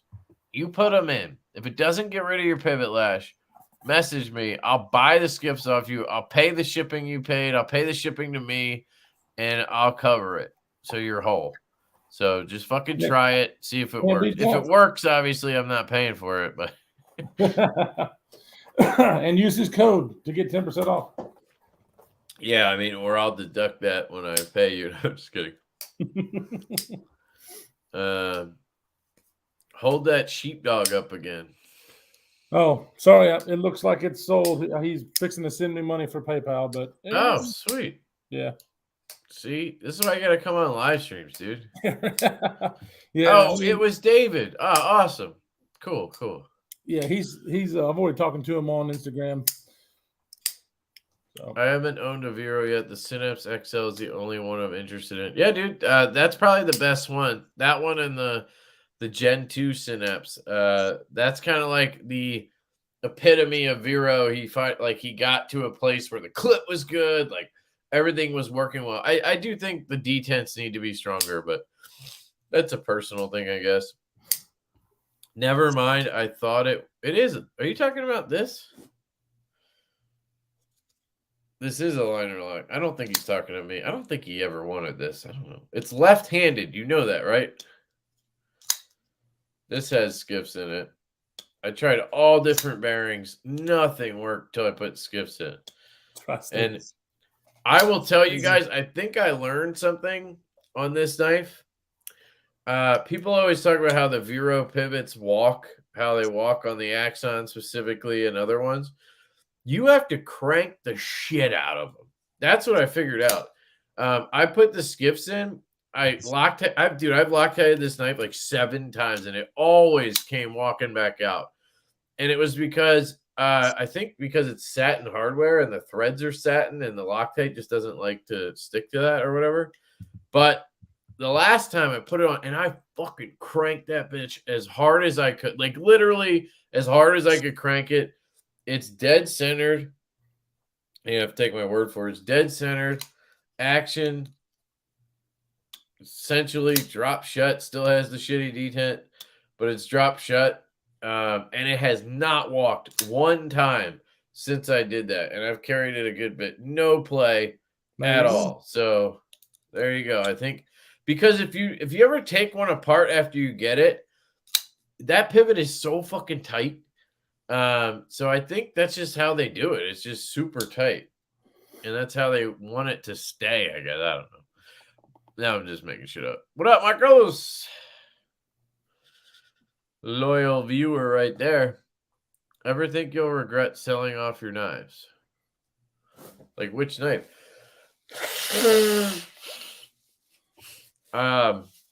Yeah. I regret it all the time. Like I sold this, not this exact knife, but this model. Left-handed field duty EDC and carbon fiber I sold before Blade Show last year. I regretted it so much I hunted another one down that I have here, and now I'm thinking about selling it again. I've regretted selling knives, but a lot of the time I end up selling them, and I just forget I ever had them because they didn't matter that much to me. You know what I mean? Sorry, wanted to see it one more time. It's got anode hardware and everything, so my bad. I don't Kevin. care. Show it off, dude. he just paid, so we're fixing to ship it out. Jack, I don't think so, but I didn't check because like I literally get them and then I just put skips in. Like I didn't really check for pivot lash, so I can't answer that. I think I've had and taken apart 4 of these now that I've taken apart. I don't recall any pivot lash on those. Okay, hold on. When you say pivot lash, you mean what I mean, right? Pivot lash is when it's not open or closed, there's side-to-side play like blade play, right? That's what you mean by pivot. That's pivot lash. I hope we're talking about the same thing. Detent lash is where there's play like this, like in the detent. So I just want to make sure we're talking about the same thing because I'm recommending skips. I know some people mix those up. Yeah. Yo, what up, Tri-State? Who's that stranger with the beard? Never seen him before. What's up, porn stash? Shane, it is a liner lock, just left-handed. Yeah, I think he knew it was left-handed because I've talked to him about it. And he said he does all his fidgeting left-handed. I've had this conversation with him. I have a Cuff V2 that got a circumcision from Knife Modders. Best acoustics ever. Yeah, I love the acoustics on that knife. Pretty sure a lot of people probably asked for that mod after you did it. He just needs help. You sound like a dickhead. Who needs help? Jesus. I don't know if he's talking to me. Got anything else for sale, Kyle, or anybody? Are you talking about the pivot lash thing? How am I being a dickhead? I don't know, man. I never know what you're talking about. You're just a dick anyway.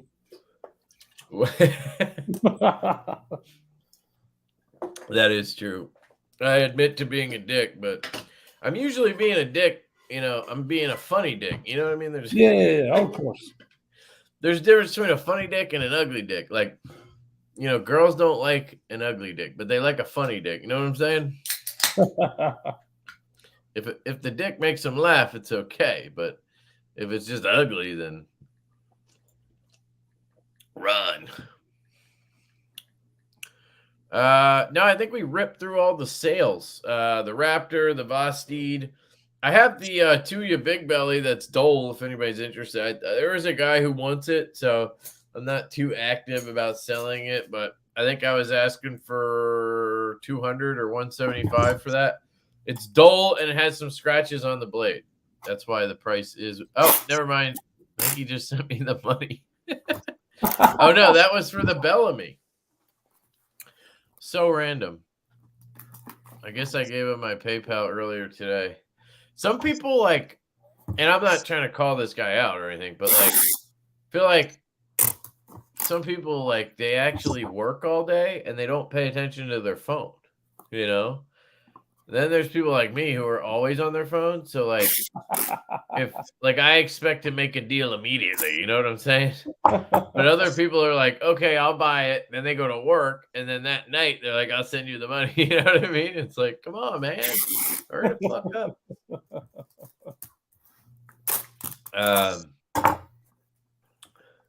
Dogs are not like knives, but oh, he's talking about the fucking dog. He just needs help. He's saying, so now I get it. Sorry. I don't know if you understand the situation. Like, I don't know. You guys don't know me like for real, so maybe it doesn't make sense. But like, if you knew me, you'd know I'm not the type of person who would ever get rid. Like, I wouldn't just get rid of a dog. Like, you know. But if it's the best thing for the dog and for my family, then I might have to do it. You know what I mean? Obviously, I'd make sure he's not like in a fucking pound or something. Like, we got him through a dog rescue, and I'm sure the dog rescue would help us rehome him if we had to. My point is, if he's not living his best life or even a quality one because of, I don't know, our living situation, like our yard has animals that come by and he's afraid. We don't know what it is. Like, and today was just a fucking rough day with it. So that's why I'm talking about it. I don't think I'm actually going to do anything about it, but like I'm venting, you know what I mean? But at the same time, I do think like, I don't know. Like he just, I don't know. Do you really want to like have a dog that you like he's always in a crate during the day because he like forces himself upstairs. Like he has to get upstairs. And it's almost like he wants to be with me or us, but he doesn't actually be with us. He just busts up there and then he like goes in his crate and sits there and he sits in the back. Like, it's like he's going to spend his whole day. Like, do you really like it? Like, that can't be a life for a dog. So like, he does need help, some kind of help. But I don't know if I can give it. Like, and that's what I'm kind of saying. Anyway, I'm not going to explain myself to you. I don't mean that in a dick way. I just mean I can't. Like, I can't explain myself to you because I can't explain it because it's just not coming out right. And you're right. I do sound like a dick. Change his food diet, please. Change his food to what? My wife makes their food. She literally cooks like fresh chicken she buys at the grocery store, cooks vegetables, she makes dog food. And then they get like a little bit of like fucking, it's not Blue Buffalo, but it's shit like that gets mixed in because it's good for their teeth and whatever to have the hard food in it. You know what I mean? But yeah, my wife literally like slaves in the kitchen to make dog food and also has 20-month-old kid that she makes everything for. So I don't know. I don't think it's his diet, but he could be allergic to his food. But why would that make him scared? Like, and pee in my house? Like, you know what I mean? Yeah, I don't know. I don't know. We could try it, but I don't think that's going to change anything.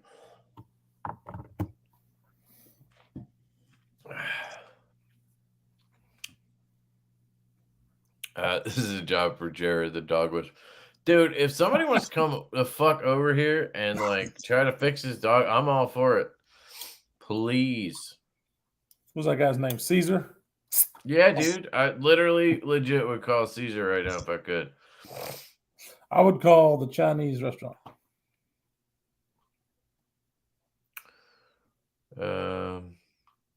Skip it. That was a joke. You didn't even laugh. What'd you say? I'm sorry. I said I would call the Chinese restaurant. The fuck? Because they're gonna eat it? You're fucked up, man. I You am need a fucked up. pineapple mini.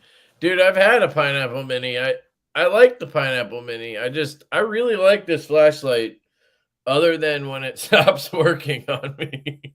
Other than that, it's perfect. It's so small yet powerful, and it like the clip is really good, except for when it gets pulled out of your pocket by something. But I don't know. I'm gonna hit up I make shit for a clip after I don't buy a knife for a week to get Timascus clip made. Okay. You talking about for the Tempest? Yeah, they do look good. They do look good, dude. Your dog's broke. Your flashlight's broke. You have the beginning of a country song. Yeah, I know. Cry me a river. I know, guys.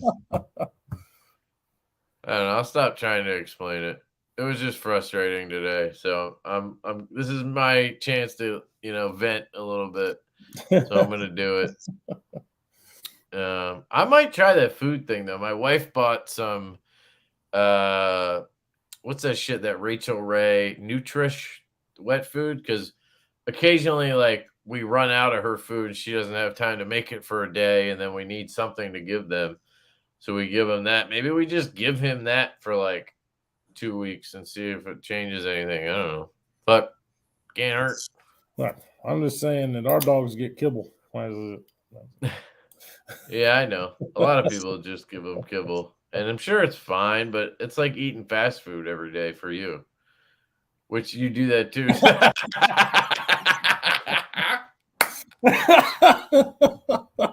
You don't know that. I'm on a bit of a strike from fat. Well, I had Chick-fil-A yesterday, but I was trying to like not eat fast food for a couple of weeks. I did. It was at least a week, but because I was eating like Chick-fil-A twice a week or something. I love Chick-fil-A. It is good, but can't be good for you. Like, we shared Chick-fil-A in Atlanta. Yeah, we did. That's what made me actually really love just the regular chicken sandwich. I never realized how good it was. Yeah, because you were wanting the spicy, I guess. Yeah. Yeah. You should try Vibrotite. I use Vibrotite, Tina Turner. You might be talking to somebody else, but I have two kinds. I have the regular kind, and then I think it's 121 maybe, and then I have 122 from Orion Knives. If you go to orionknives.com, he sells Loctite now in a big tube. It's like $5 for a huge thing of it, and it's the oil tolerant version, which is really good to have because obviously knives have oil around them. But they don't come with an applicator, and the little nub that it's terrible. It gets everywhere. So I replaced it with the needle from his oil container, and that worked. And it but I have to keep it laying on its side or it'll clog up. But it's been working so well. That's kind of unfortunate though, because if a product works good, but the bottle and application of it doesn't work, that's kind of a key factor. It is, but because I was talking to him about it, because I was like, you got to get something because this is terrible. Like, he didn't think it was a problem. He said he had no problem with it. But I'm like, dude, this is like, I'm getting shit everywhere. Like, you know what I mean? And so it could just be me, but here, let me show you. You can see this, right? Yeah. So first off, guys, these pouches are fucking awesome. By far the best kind of like travel, whatever pouch you can get. It holds 4 knives, but it's just like a regular knife pouch. I just think it's really useful for loners. Like it fits in a priority small box. Yeah, they do. It fits right into a priority small box. He made sure of that. Weird, yeah. So here is the lubricant, and I took the needle from that because he gave me one of these to test, and then I put it because it's the same bottle and cap.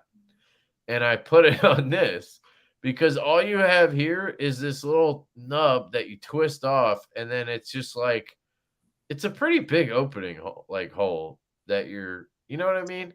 And that just sucks for Loctite. Like for Loctite, you need a tiny little bit to drip on the threads. You don't need a ton of it to pour out. Like it was almost better with this to like pour it onto like a piece of paper and then kind of like dip the screw in. Like it wasn't good. But if you buy both, you can do what I did and just swap, but you're going to spend, $10 to do that. But look how big this tube is. You get all that for $5. It's pretty nice. Yeah. Hell yeah. Does he tell you which kind it is? No, it doesn't. But it's I think it's 122 Vibrotite. But if you go to knifepivotlube.com, which by the way I have a discount code for, Lefty10. They sell Oops. Hey, don't look at that. 15%. Nah, don't look at that. Get 10% off. I'm just kidding. Not really. But hold on. Shop lubricants and oils. Is there one? Maintenance. Here we go. So first off, KPL Heavy is awesome for detent balls and that kind of stuff. That's what you want. The original is good. But it's, you could use Gunny Glide. You could use whatever for that, really. But the heavy is really good for the detent ball track. These microfiber Q-tip things are amazing. Like they get into like the bearing race. Like you can get into your pivot area with the knife assembled. Like they work amazing and they're pretty cheap. I mean, $9 for 50 of them. Yeah. And then the Loctite. This is what they sell. And this tube actually works really well because it takes a lot of force when you squeeze it to get a little bit to come out. So, yeah, it's a little bit annoying because you have to squeeze kind of hard, but it's good because you only get a little bit and it goes right onto the threads and it's perfect. And I used to be like a diehard stick guy. A lot of people are like, use the stick, because Nick Shabazz does. So that's why everybody. Roman M just donated, and that's a pretty good. All right. Hold on, I'll get it in just a second. But yeah, everybody says to use the stick because of Nick Shabazz, which is fine. But in my experience, when you use the stick, you have to let it sit for like 2 whole days. Sometimes longer, man. A Vibrotite, I will let a knife sit overnight and it's always good to go. Like I've had them where I've done it and checked it like 2 hours later and it's already set. So I think Vibrotite's the way to go. Let me jump ahead here and get Roman's thing. Sorry, guys. Oh, dude, Lone Wolf, what up, dude? Sorry, I missed that. Nobody knows your day-to-day, Kev. Don't explain yourself. Doggy rehome fun. Thanks, bro. I appreciate that. Oh, Jared is here. Sure, he could help. I can seriously help you with the dog. We have to talk and figure it out. Okay. If you can help, dude, I would seriously appreciate it. So let's talk tomorrow, please. Roman, what up, dude? Hey, what's up, guys? Glad to see you back at Kyle. Appreciate it, buddy. Thank you, dude. 20 bones. Sorry, Buck. See, I was just talking to Jared, so now I'm saying bones. Bang! 20 bones. As Jared would say, look at the sun. It's that bright thing in the sky. If you need help, we could talk about the dog. Yeah, dude, for real. Let's talk about it because I do need help. My dog was allergic to chicken. Yeah, but like, wouldn't you know? Like, okay, so here's the thing. When I'm allergic to something, I don't just whip my dick out and pee on the floor. Right? Like, I don't get scared. Like, I don't think that's related. You know what I mean? I mean, if you're saying he doesn't feel good, and maybe that, I don't know. But like, I don't know. The last time I clearly like all over anything. Like, he'll go downstairs and he'll be like ready to go outside, and then the other dog will go out, and then he'll just be like, fuck no, and he'll whatever. And then I guess it's morning. He's been in a crate all night because we can't let him. Like, when we first had him, those first 2 months, he slept in our bed with our other dog. It was fine, no issues. He started just jumping off the bed and taking a piss right on the floor, on the carpet in the middle of the night. We'd wake up to that, or like he pooped a couple times too. That hasn't happened though in a while, but he pees. Like, it's fucking, like, I can't have a dog just taking a whiz on the carpet every time he wants to. And it's not, it's like, it's at a point where like we literally try to stop it. Like, he's in a crate when we sleep. He's still in the room, but like, he's in a crate, which sucks. I've never created a dog like that. Like, I've always had my dog sleep in the bed with me because I'm a fucking dog person and I like dogs. You know what I mean? And I feel bad. Like, I wouldn't want to sleep in a crate all night. So I don't want to put the dog in the crate. But if you're going to jump off the bed and take a piss at 2 a.m. and then I'm going to walk through it, an hour later when I go to take a piss in the actual bathroom, I can't have that. So he's in the crate, and then we get up in the morning. We let him out of the crate, and we have to like fucking eyeball his ass all the way out to the stairs, down the stairs. And then we shut that gate at the top of the stairs because we're like, well, he can't get back up. Now he can go outside and fucking take a piss or whatever. And we had no issues with that. Like, as long as he went down, we were fine. He never went downstairs. It was only upstairs, like on the carpet and shit. And then today he starts pissing downstairs after months of like not doing that. It's fucking weird, man. My wife said she thought he was afraid of the garbage truck. And I guess he didn't want to go out, and then he had to piss, so he just took a piss on the floor. And then we clean all that up. 20 minutes later, I come down, there's another puddle over by the kitchen doorway. Like, he took another piss. Sounds like your dog needs a joint. Oh, fucking no, man. And then we try to keep him downstairs during the day. So we have a gate, like I said, at the top of the stairs. It's like a vinyl gate I put up. And he fucking whines and whines and whines and whines at the gate to the point where he's trying to break through it. And he started figuring out he can bust through the railing. So he squeezes through the rail. Like, instead of trying to get under the gate, he turns to the right because it's on the staircase, and the top of the stairs has a wood railing. And he literally will force himself through. And then if he gets through, if you don't throw him right in the crate, he'll fucking piss somewhere. So that's the story anyway. Sorry, guys. I know a lot of you don't want to hear that, but I'll talk to you, Jared. I appreciate it. Sorry, Kev. I'd be on the Raptor you have for sale, but I got one on the Wreck pre-order last week. No worries, dude. It's all good. Thoughts on the Mutineer? Dude, the Mutineer is dope. Like, seriously, fucking awesome. If I was right-handed, I'd still own it. But I'm not. So... But yeah, totally a sick knife. Sick knife. With a devil's hand. It is smaller, but yeah, thanks, Jared. I appreciate the offer, dude. I know you're a dog trainer or something, so you're fucking everything. Like a construction worker, fucking dog trainer. Fucking man whore. Yeah, man whore. Like, what else? What else? You got ghost stories and shit? Like, the fuck? You should write a book, Jared. Jeez, Kev, you got Michael J. Fox holding your camera. It's attached to the fucking desk that I'm on, and every time I touch the desk, it fucking shines. That was fucking hilarious. That was hilarious. Just ordered Dan Carahar this morning. You seen this knife yet, Kev? A Dan Carahar. A what? Send me a link. I'm not familiar either. Not surprising. You're not a fucking dog. No shit, I'm not a dog. Fuck. You're not a dog either, silly. He is fucking a dog. You must be allergic to beer peeing on the floor. What? I don't get that joke either. Man, I'm not getting any of these jokes. I still haven't had a drink, guys. It's been like 2 months, maybe more. No, more at this point.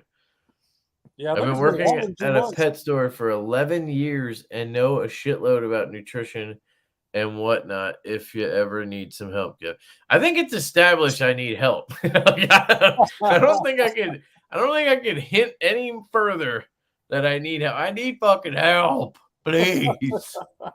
Somebody fucking help me. Jesus Christ. You got plenty of help coming, that's for sure.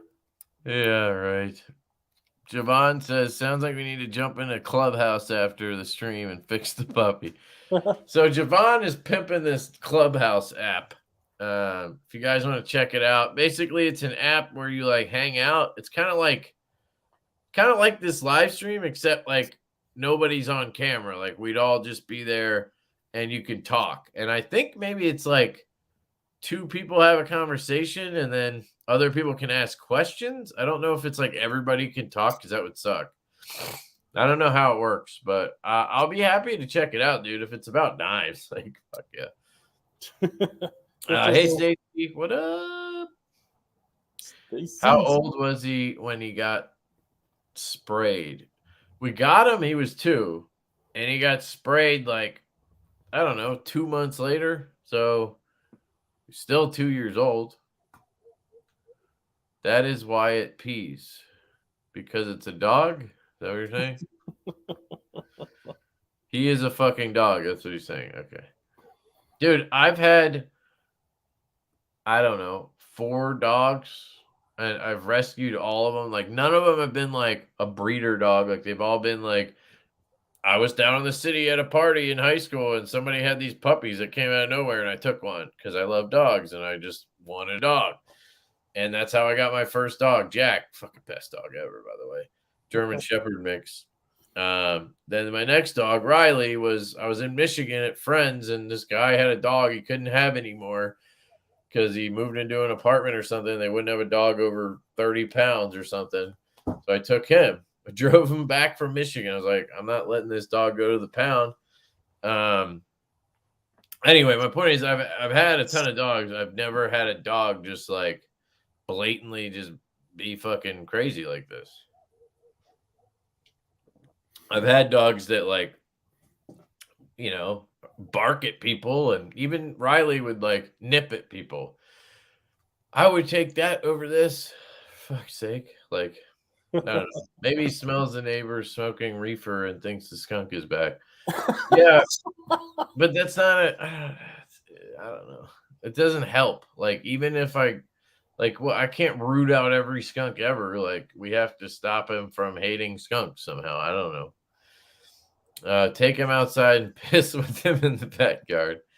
I tried taking him out this morning when he pissed. Like, you know, I tried the thing where I like put him next. I didn't shove his face in it because that just feels fucked up. But I like put him next to it, right? And I did everything but shove his face in it. I got him close to it. And then I carried him outside, and he just fucking he was just scared. And he just wanted to go back in. He went right back inside. I don't think that shit doesn't work.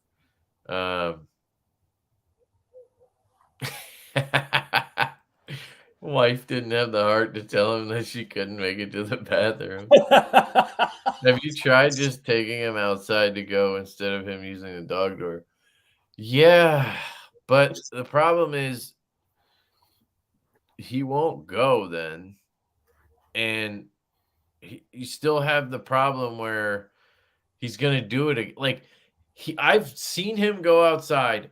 Like, okay, so maybe this will help a little bit too for anybody who's a fucking dog whisperer. And I used to call myself that because, like, I'm really good with fucking dogs. Like, it's just this dog I have no connection to. I have no, like, I don't know. It's fucking weird. Okay.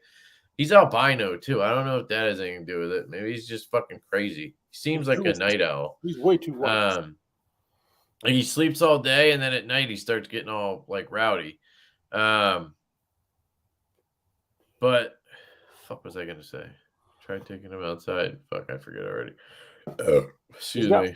He's got too much white privilege, man. He's an albino.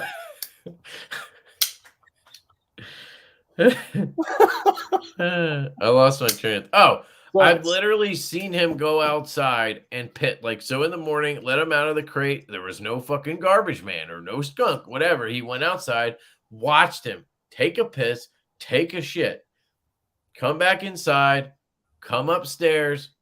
10 minutes later, he takes a piss on my carpet. He didn't have to go. He just wanted to piss on my carpet that time. So like, it's not just he has to go. It's like I think he's like scared pissing, maybe. Maybe he's looking back at you being like, you know what? Fuck you. Psst, you know, I don't know. Dog gets 3 beatings a day. What else can I do? Oh, man. I would never hit a dog. I've hit many a dogs in my day, but plenty of not people like, have. not, I mean, whooping them, you know, like, because whenever most of our dogs. Doggy Xanax. Doggy. Hey, they make those. I know. My wife was Googling it today. And then she remembered we had these like calming treats that I got at some point. She gave him one of those. Like, I don't know. First thing is a UTI, man. Do you feed any wet canned food? I mean, they occasionally get, like I said, that Rachel Ray Nutrish stuff, but my wife makes their food.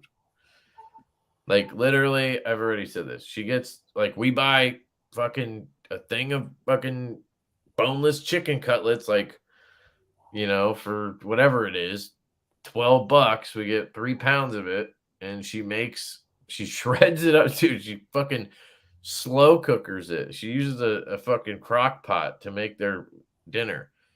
Like, it's fucking crazy. And she has, I think she uses frozen vegetables. I wish I was a dog. And then she makes enough, and it fills up like 12, little containers, and she freezes it, and then we feed them that. If you go out with him, he might feel safe. Yeah, but that's what I'm saying, JN. I didn't explain it well enough. Like, I've done that, and then he'll come back in, and 10 minutes later, he's magically got to piss again and pisses on my floor. Like, you can't know enough. Like, you know what I mean? I don't know. Sounds like he has a score to settle with you. Has he witnessed you peeing on the floor? No, he hasn't. Does your Bellamy rattle? Mine has a rattle that I can't get rid of. I've torn it apart 3 times. Yeah, Jack, that is the this stop pin right here is not a stop pin. Thank Lewis for this, by the way. He told me this is a standoff that has no screws holding it in anywhere. Same with the one right here. The one back here is held in by the clip. When I took it apart, I put Loctite on each side, like not literally, there's no threads, but just to fill the space. You could use oil too. But I guarantee you, Jake, sorry, if you take some oil, like KPL Heavy or something, and just put it on both sides of this standoff, like try to get it in there, you'll probably get rid of the rattle right away.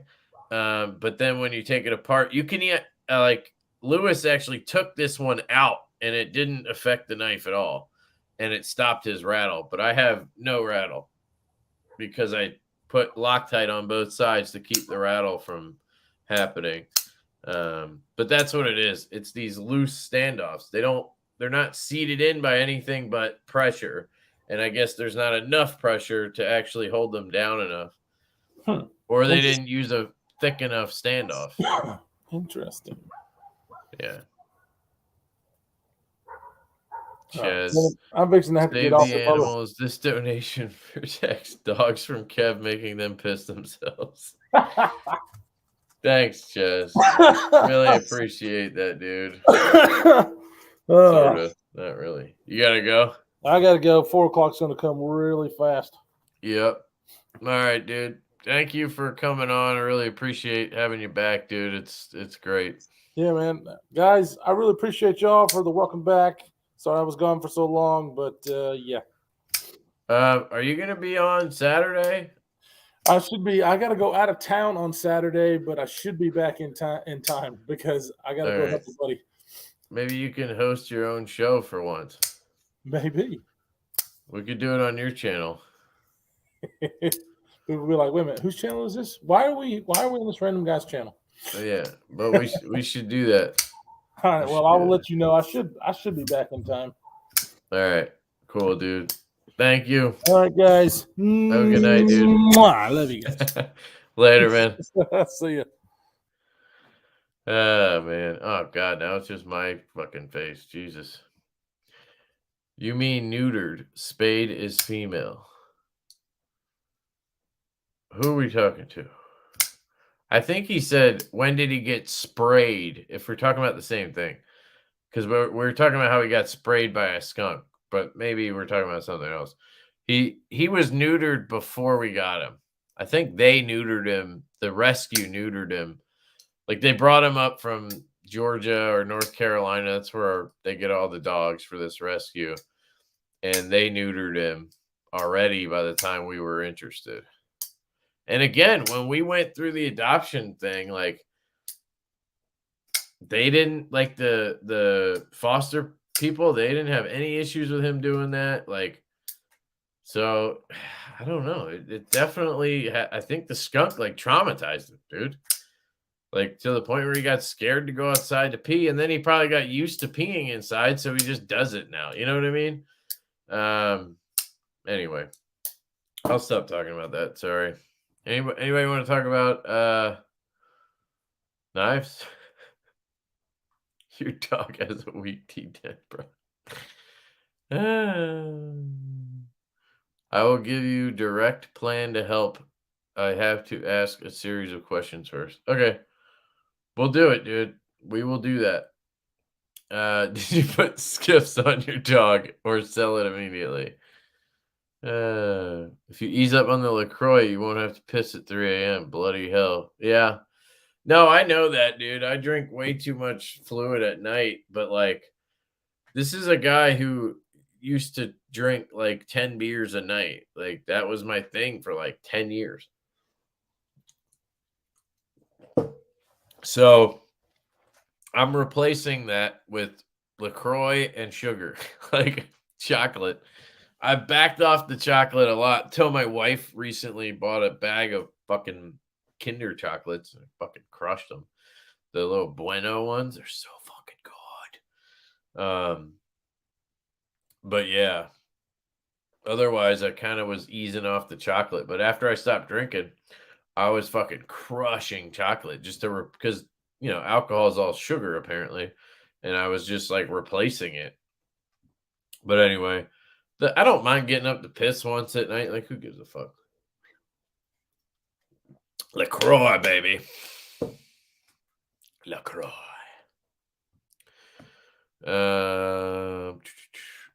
Clubhouse is a place for casual drop-in audio chats.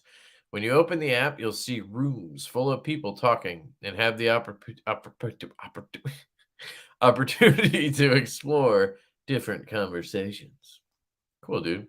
It's a place to meet with friends and new people around the world, to tell stories, ask questions, debate, learn, and have impromptu conversations on thousands of different topics. Keep going, dude. I'm enjoying this. Sounds like you need to get him some jazz cabbage to get him de-stressing. Jazz cabbage. I went to school for dog whispering. No joke. I don't know why, but I fucking believe you, Jared. You need to try a squirt bottle. You mean like the lemon juice shit where you spray it in their face? Because like we don't always catch him doing it. I don't know. I'm just sick of having to fucking eyeball this dog constantly. I just want him to be like part of the family and hang out. And even if he's not like a super, like I've never had a dog like him where he's not like connected to us. Like our other dog, Cheyenne, she's like, you know, she comes over, she wants you to pet her. Like she like nuzzles up to my arm. Like I've always had dogs who are like, you're my, you know, human, like whatever. But he's kind of just like, he just exists, if that makes sense. And it kind of bothers me that I have no connection to this dog because like I obviously want to, but like it's hard. And then him doing this stuff makes it even harder because I get pissed. Like Yeah, like, no matter what, even if it's not his fault, which, I'm sure it's not, like, he has an issue, like, he's not just like, people always say, "My dog pissed out of spite," like, I don't think that's real. I don't think dogs do shit out of spite, but, like, no matter what, if I see you piss on the floor, I'm gonna get pissed at you, like, I'm not saying I get violent, but I'm gonna be pissed, and that makes it harder to fucking try to bond with the dog who already isn't like bonding. I don't know. It's fucking weird. I know I'm not making sense, but I'm trying to explain shit. Um, so if he is being scared, then it has to be that he got sprayed and now he is so scared.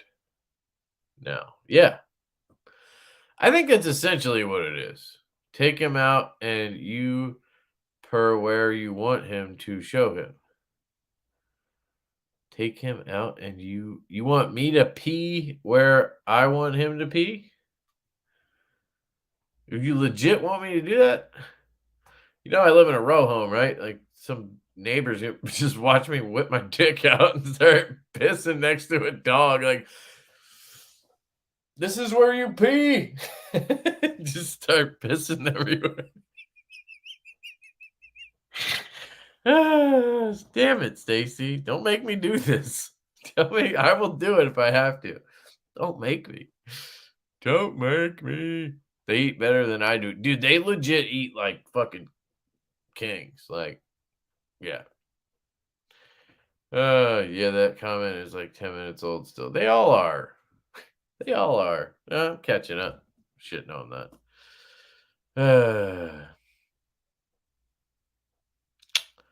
All right.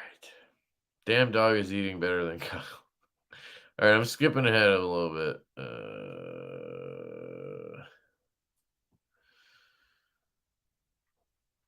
You also need a deodorizing spray so they can't smell their piss or they will go in the same spots again. Yeah, well, we use like this. It's called Woolite. Woolite. It's like a green thing. Woolite cleans it up. Fucking works. Like we don't have dog piss smell everywhere. Thank God. Or maybe we do and we're just used to it. But like that's my worst nightmare is like somebody coming in my house and being like, your house smells like dog piss. Like I don't ever want to be that person. You know what I mean? Like you go to somebody's house and it smells like cat piss. I want to fucking kill you. Like clean your fucking house. You know what I mean? Um, so we always fucking treat the shit out of it after, but it's so fucking annoying, dude. Like you gotta soak up a ton of piss with paper towels, and you gotta spray this shit on it and let it soak. Then you gotta come back like the next day with a vacuum and vacuum the shit out of it. Um, but it should deodorize it. I think it covered it because it has a very distinct smell of that stuff. And he doesn't just pee in the same spot. Like he'll hit up anywhere, dude. Um, it's just like he has to pee and he just goes like he just pees where he can, I think, because he's got to pee and he's afraid to go outside. I don't seriously, Kevin, it's badass that you stopped drinking like that. Super commendable, man. And honestly, it's an awesome example for people who are struggling to stop. Thanks, dude. Appreciate that. Took me a long time to just do it. And I realized I needed to just not do it. Like, I always did the thing where I'm like, okay, I'm just going to cut back. I'm only going to do, and then it becomes like a thing. If you're sitting there like counting, like, how many beers am I going to have tonight? You know what I mean? Like, it's like 3 o'clock. You're at work and you're thinking, like, like, I'm going to have, like, I'm only going to have four, I'm not going to have more than that. Like, you got a problem. Like, people who don't have a problem drinking, they just like have a drink when they have a drink and that's it. They're not like planning it. You know what I mean? So once I realized, well, no, I realized that way before, but I finally was just like, fuck it. And I always did the thing where I was like, once this case is empty, then I'll stop. You know what I mean? But by the time that's empty, you buy another one, So like when I quit, I literally left like, I don't know, two fucking giant cases that I paid $60 each for of craft beer at my parents. I just left it there and was like, fuck it, just gonna stop. Because you'll never stop at the right time. Like this is never gonna happen. Anyway. Yes, mark the spot. Fuck me.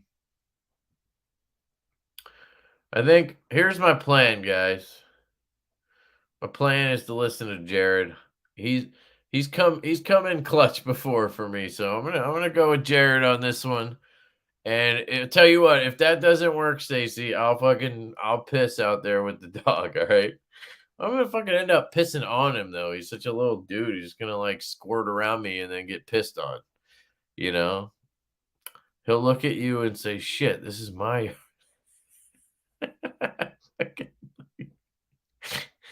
Stacy, you are cracking me the fuck up. Whip it out like that, and I see restraining orders in your future. Yes, Kev, you need to whip it out in front of your neighbors. Fuck, man.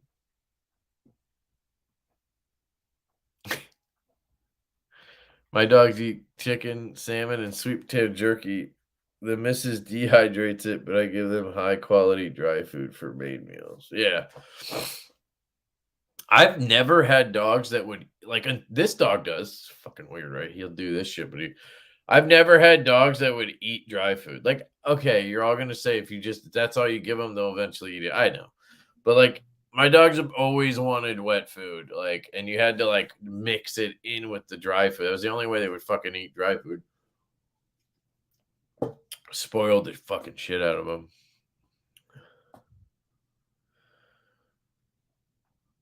I clean the cat box daily. I clean the house every weekend. Place still smells like piss. So we're constantly burning candles and blasting essential oils. Yeah. So you know what I mean? You're the type of person I'd walk into your house and fucking be like, ew, fucking dirtball coal. I'm just kidding. Not really, but I am. Dude, just moved to California. Wait.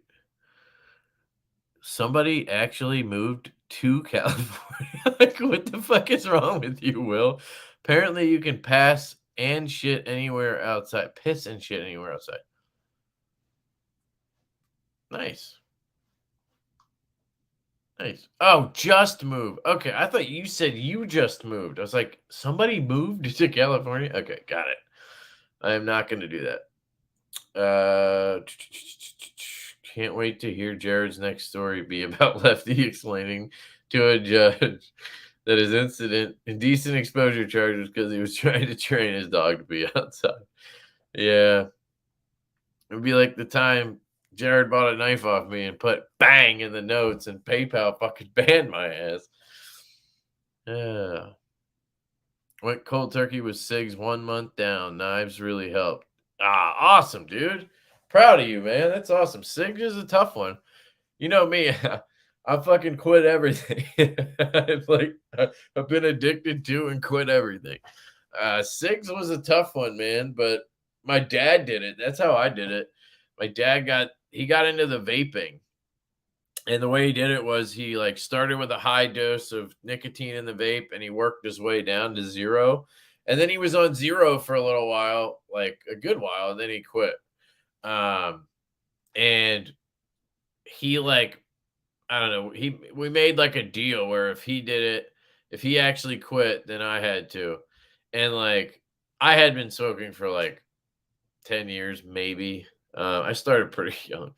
But he had been smoking forever. And when I was a kid, he was, you know how dads are. It's like, I'm going to quit at 45. Like, I'm going to quit. And it was always like their promise. Cause, you know, as a kid, you're like badgering your dad to quit. And he would always say he would do it. And he never did. Right. But like, he actually did it at like, I don't know, what was he, like 58 or something? Maybe he was like 55. I forget. And I was like, fuck. So like, I just did it because he did it. I never thought he would. That's how I quit smoking. But the vape thing really did help. But like then now it's like the vape's bad for you. Like everything's fucking bad for you. But vaping is probably better for you than smoking fucking a pack a day. You know what I mean? I come into the stream to see people talking about cat shit while Lefty is talking about the boundaries of alcoholism. Yeah, dude. Yeah, you never know what you're gonna get. We had 100 people at one point. We're down to 60 something. So what happens when you start talking about fucking dogs? Although you think people like dogs, right? This thing's loose. Pivot's walk. Look at that. Boom. Look at that. Pivot just totally took off. It's funny how knives do that. It just tanks all of a sudden. Um, it's a job for the handy dandy fulcrum, baby. I use this thing so much. I used it today to take the scales off of my prototype Stout to show what it looks like underneath. Dudes, I'm fucking loving this thing. Yep, just a loose pivot. Too much fidgeting, camp. We could talk about knives if you guys want for a little bit. Let me show you guys the website real quick. How about that? So we got the website up. There's not much to show you, so it won't take too long. I got to pull the winner for that razor blade thing. So if you haven't, go to my Instagram and follow Aerocrafted and leave a comment with tagging somebody real quick, and you can be entered. I'm going to pull that in a second. You could win. Where the fuck is it? You could win one of these side slip utility knives from Aerocrafted. They're like $70. They sent me these for review or whatever. This is a right-handed one, so hopefully whoever wins is right-handed. So here's the website. Shout out to Colin. He did all of the setting up the website part. We don't actually have this stuff yet, but it just looks cool. Yeah, we'll have swag eventually, but so here's the Stout. And the website, obviously. So he added some pictures. These are the 4 versions we're going with. So we're going to have stonewashed blades. So no satin like this. Sorry. We want the hollow grind and we wanted to keep minimums down. So in case, we're hoping the pre-order does well, but if it doesn't do really well, we don't want to fuck ourselves. So stonewash blades and blackwash blades. And then these bolsters on the prototype we got that's stonewash. We did a stonewash bolster, but I think this gray bolster, it's a bead black, just looks better. So we're going to do that. So you have that option with black micarta or this copper stuff, which is, dude, it's so sexy in person. Or you can go black washed with black micarta. So this one will be murdered out. Or you can get the one with the copper stuff. And then if you're one of those people who does not like a logo on a pivot, we are shipping each knife with an extra set of hardware, and the pivot for those will be blank.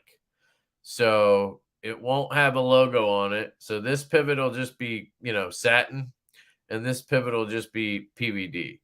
So if you hate that, you can just easily swap it. I guess you would have to take the knife apart because you have to slide the barrel in, but it's still pretty easy. So that's that. And then here's a quick look at each one.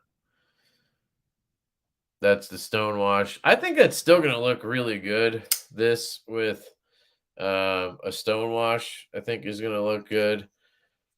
And then these scales on a black wash, I think that's going to be the most popular one, in my opinion, at least from what I've been hearing from people.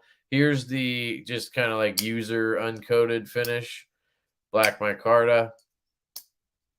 And I think he added some lockside images. Yeah, there you go. You see the lockside and the clip. I think you're going to get the extra hardware is going to include a clip and bearings, I believe, too.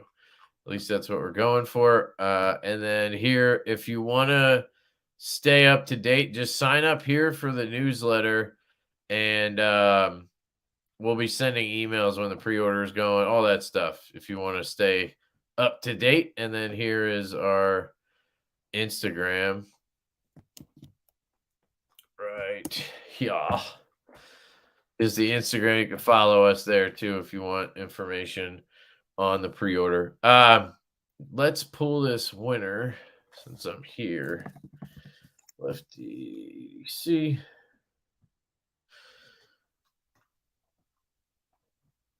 And copy. Go to random comment picker Instagram. See what we come up with. Oh shit, hold on.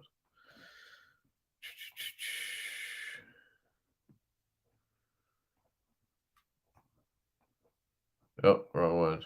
There we go. There's always one that's fucking bullshit first. Is this the bullshit one? No, there we go. Instagram post. Where do I put the link? I don't understand. Select the Instagram post which you want to use for giveaway. See, this is what I'm saying. You gonna make me log in or something? How can I select an Instagram post? You're gonna make fucking hate this shit so much. There's always one that's bullshit first, and then here we go. Okay. Scan. Hopefully you guys all entered or whatever. Getting comments. I don't think there were that many because it was a video. Yeah. It was a video, and then I put like if you want to win at the end, which is good because then people who actually like fucking watch my shit are the ones who are entered. So number of mentions, 1. Number of winner, 1. Minimum mentions, number of winner. Okay, here we go.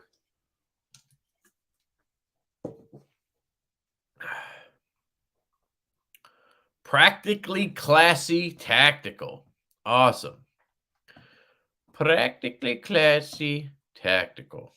I should write that down somewhere. Where can I write that down? Fuck. I didn't bring paper this one time. Practically classy tactical. All right, cool. Congratulations to that person. And I will get this out to you if you're in the stream, which I would doubt you're probably in the stream. Unless you were here. I don't remember seeing that name anywhere. Email me your address and everything, and I'll send it out to you. Got to get working on some school stuff. Oh, cool. All right, Corey. Good to see you, dude. Sorry you couldn't make it today. We got to meet up sometime so I can show you the Stout. I do want to get one of these around to some local folks. I'm just trying to figure out the best way to do it because I have the 3 going around, and then I need to send at least one to Backpack B to do some marketing, like video on it. But I do it, as soon as I can. I will get one for my local homies to not just check out at a lunch or something, but actually like review or whatever. So I am working on that. Apologize I didn't get you guys one sooner. I can't hit everybody. I got like 30 channels on the list. I'm trying to move as fast as I can. So other than intended purpose, my wife set up my Instagram for me, so it is my email, not my YouTube handle. Might be something like that for the winner. Okay. I know what you mean. And send me one too. Me. Yeah, dude. I have you on the list as well. So the way I did it was God, this fucking camera, dude. I can't touch the table. The way I did it was I have 3 lists. I have an East Coast, a West Coast, and a Midwest list. And I sent one to each. So like I sent one to Jake, one to Kyle, and one to Chris. And they're West, East, and Midwest, just how it worked out. So Chris is on the East. He has the blacked out one. That one's going to Casey and then Stasa. And then I have a whole list. Kyle's was going to go to Neves next. And then I think you were right after that, Tri-State. You were tier 1, and then you. It was like something like that. You're like 2nd or 3rd on the list. And then the West Coast one, I have a whole freaking, like the West and East Coast ones, I have a huge list for. The Midwest one, I only had like 4 or 5 people on it. So you should get it quicker. But I'm thinking about moving things around. I don't know. I got to talk to Jared. I'm going to see which one he wants to check out because I could either send him the hollow grind one that we're actually going to probably go with. I'm going to try to get them to make the hollow grind deeper, but it'd still probably be better to have him test a hollow grind one and not flat. But I don't know. And you might feel the same way. I don't know. But I guess you guys can get you can get a sense for it, just the ergos and the cutting and everything, and just imagine there being a hollow grind. You know what I mean? But yeah, Cole, I definitely want to get one in your hands. Mainly because you take good pictures, but also because I like you a little bit. I'm just kidding. Not really.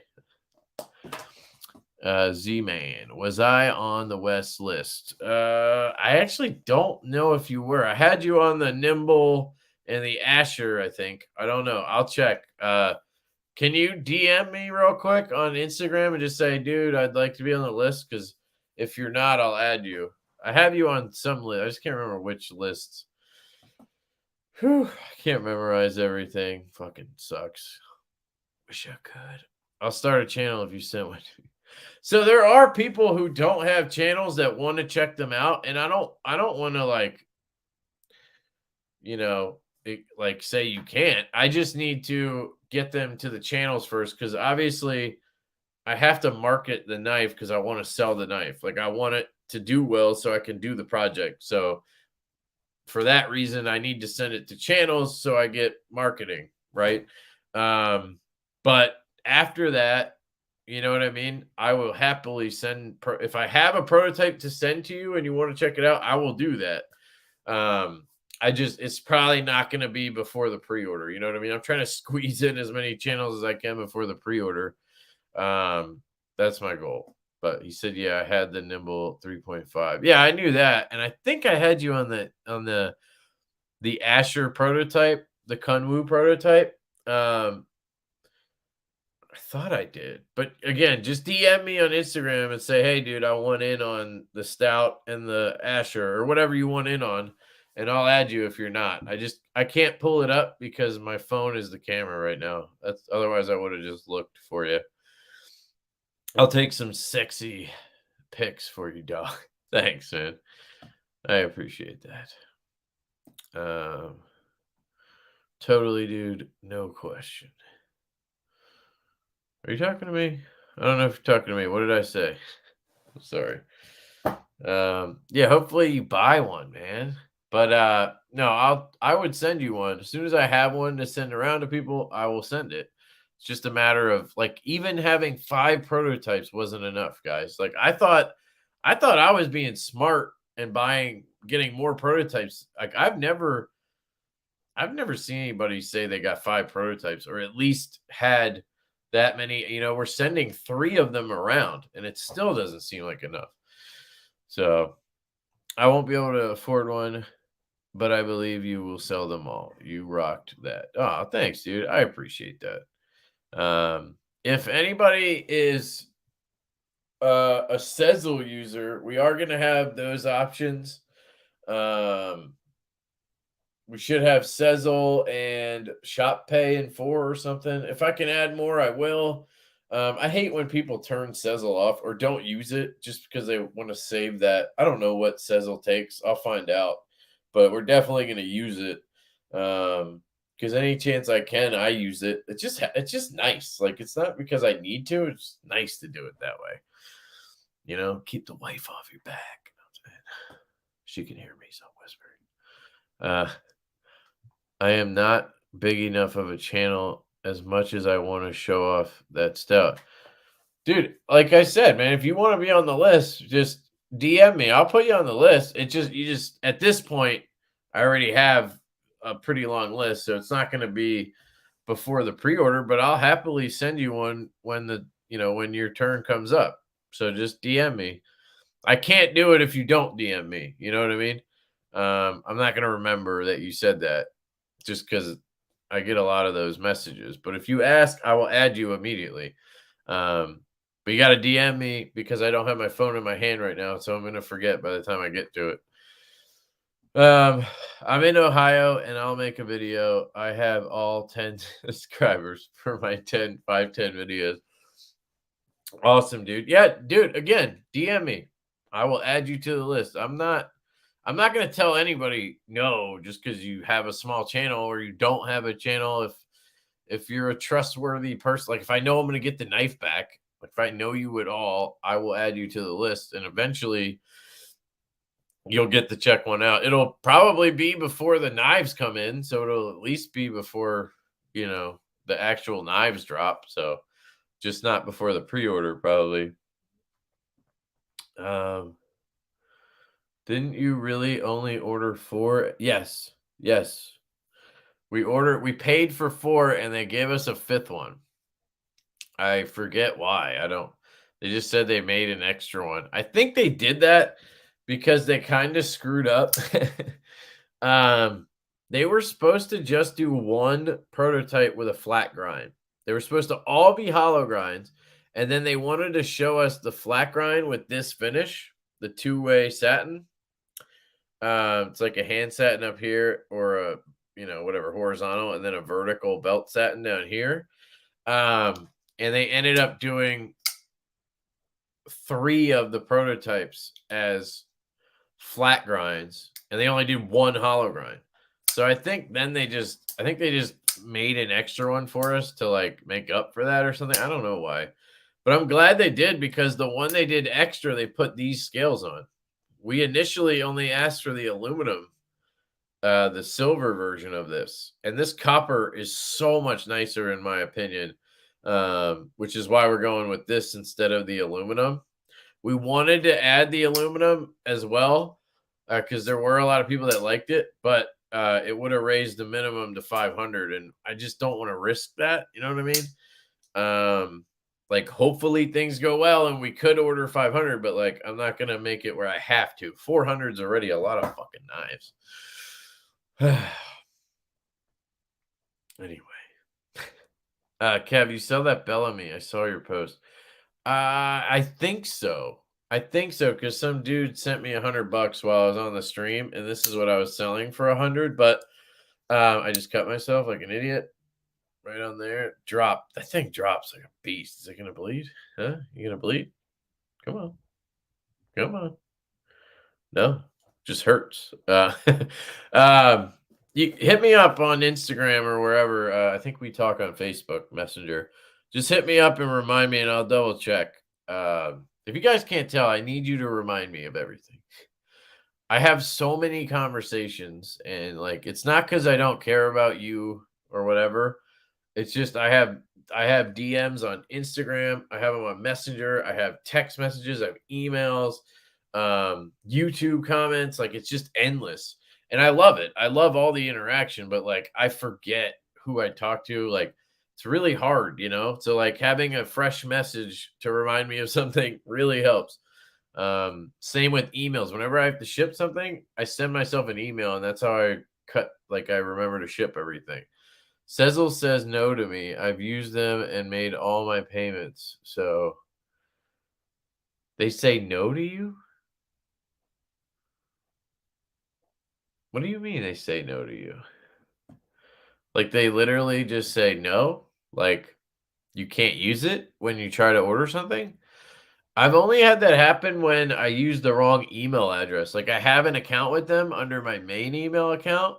And then one time I tried using my Lefty EDC account because I was buying from a retailer where I had an account with that.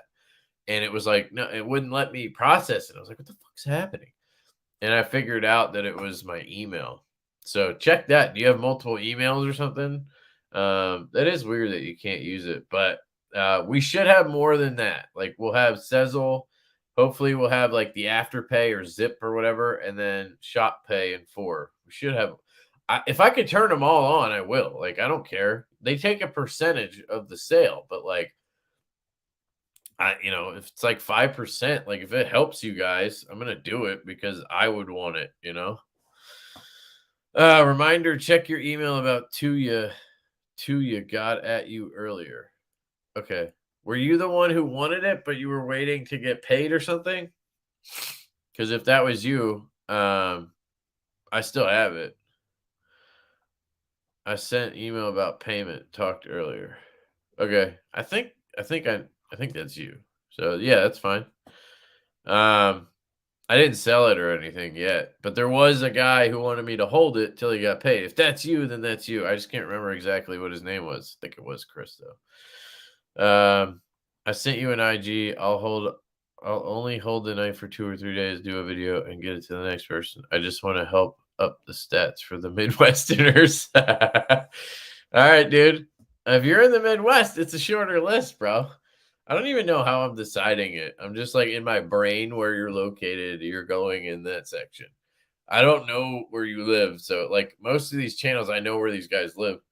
Oh, we got a little bit of blood. A little bit. But yeah, sure. Just yeah. You DM me? Cool, perfect. They say no to you if you use Apple and AT&T because they know you be broke as shit. If you use Apple, I don't think Apple fucking makes you poor. I actually have AT&T and Apple, and they don't say no to me, so fuck you. Um,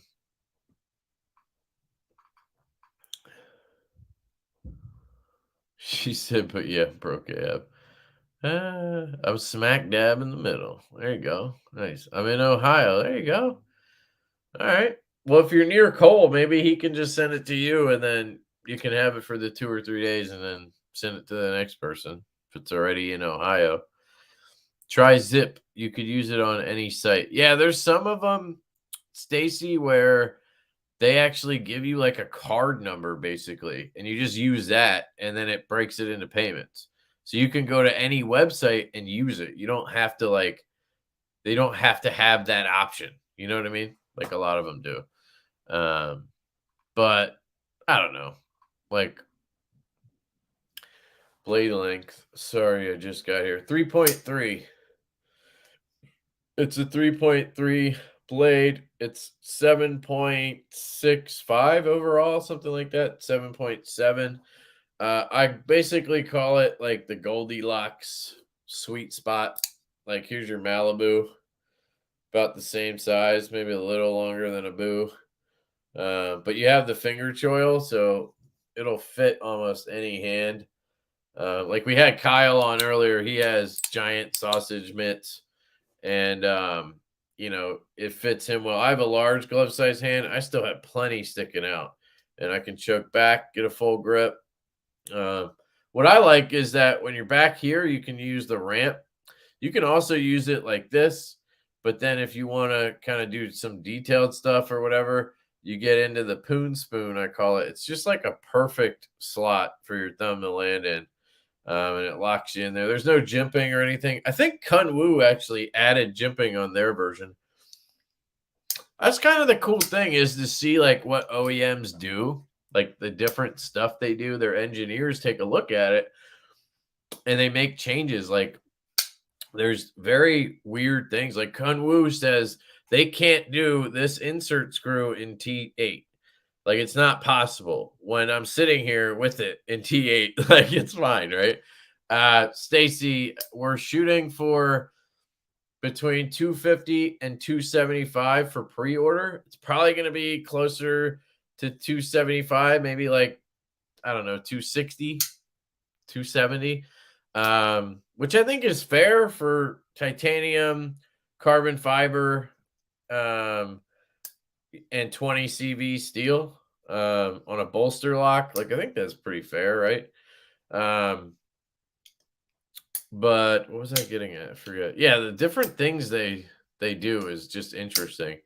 The whole thing with the hollow grind has just like been such a weird thing, where like I knew if I went to Riot and I said I wanted a hollow grind with the two-way finish, they'd instantly do it. They do it all the time, so it's just weird to see what different OEMs say they can and can't do. Like QSP said they couldn't do it any thinner because it would cause issues, like it might not be durable. But Kunwu did theirs under half an inch. Like, so I just so fucking weird. But I like, at the same time, I think it's interesting. That's why we did it. You know what I mean? So who's going to Blade Show and needs accommodations? I'm going to Blade Show. I do need to still get accommodations, but I'm going with the family. I think my wife and daughter are going to come.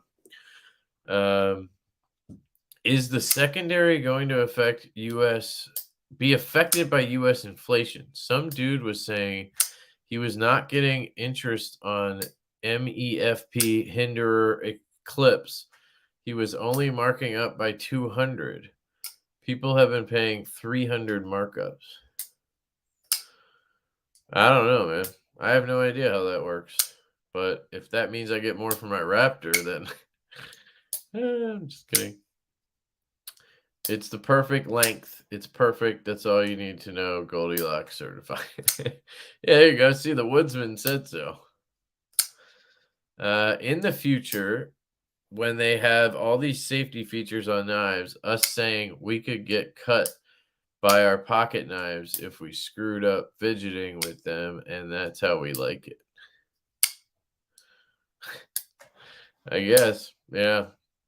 I cut myself all the time. I fucked my finger up with a slip joint a couple weeks ago. It's finally healed. I think I'm going by myself. Oh, you're talking about the Blade Show? Lewis, you should talk to Joe because he's going with his son, Zach, and they have to drive down or whatever. I don't know how they're going, but maybe you guys could carpool. That's what I thought was happening, but maybe you talked to him already. I don't know. I was originally going to carpool with Joe and Zach, but now I think my wife and daughter are going to come. So we're probably just going to take my truck down and it'll cost like $8 million to get there. What up, Lefty? EDC Southpaw from IG. What's the story behind the Divo name? So that's funny. You'll see the DK there. It's not for Donkey Kong. It's for Divo knives. So my nickname is Detent Diva because I'm a bitch about detents and they need to be perfect. Shout out to Knives Fast for giving me the nickname. That was actually last year at Blade Show. And when we came up with the knife, we were trying to think of names. And, some people suggested like Diva Knives or something. I don't know. I thought that would be like a little too on the nose. And then Colin suggested Divo Knives because a Divo is a male diva. And it just kind of sounded cool. Divo Knives. I don't know. So we were like, sweet. We had to have a name and it kind of has a story. So that's how we came up with it. You can thank Colin for that. I got a house 1.2 miles from Cobb and have 3-bed, 2-bath reserved. 600 for Friday, Saturday, and Sunday nights. Awesome, Stacy. She was just saying she's broke. That's awesome. Yeah, there's a lot of like houses, apartments, condos around there. We were looking at a house that was outside of. It was like 20 minutes away or something. But that looked pretty nice. But we never like booked it. We need to do that. So this weekend I got to do that. I love that design you have. I'll definitely be ordering one. I was hoping for the silver CF over the copper, but I still love the micarta. Yeah, dude. I know. So again, we had to choose. It was either going to be the silver aluminum stuff or the copper, and we just got a lot more people that were hyped about the copper. I personally, having handled both, think the copper looks way better. So I think in person, you might agree with me, but everybody's different, right? And dude, we tried, like I asked if we could order extra scales and they said they can't do scales because they have to fit them to the knife after or something. So every scale they make, they have to fit to the knife to make sure they're perfect. So they can't do extra scales, or at least they could, but they wouldn't be responsible if they didn't fit. So like we could order all these extra scales and they could suck, So like if we do a bunch of pre-orders and it does really well and we have a little extra cash, maybe we'll try to just order aluminum ones. But we tried that and then we tried to add it as an option, but then the minimum would have went up to 500. So we just had to make a decision, and we went with copper over aluminum. But I do think if you get this, you're going to be happy with it.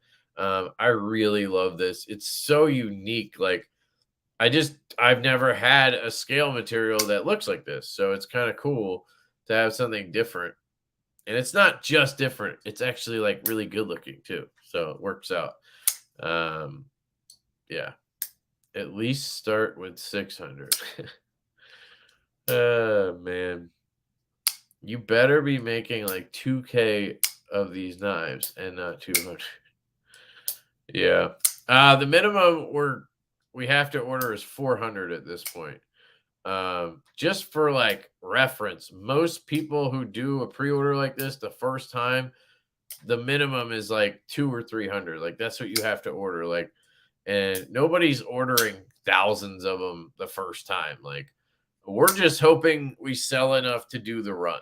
Like, that's where we're at. Like, if it does really well, then great. You know, we'll be very excited that it did. But like, I'm not gonna assume that it's gonna do that.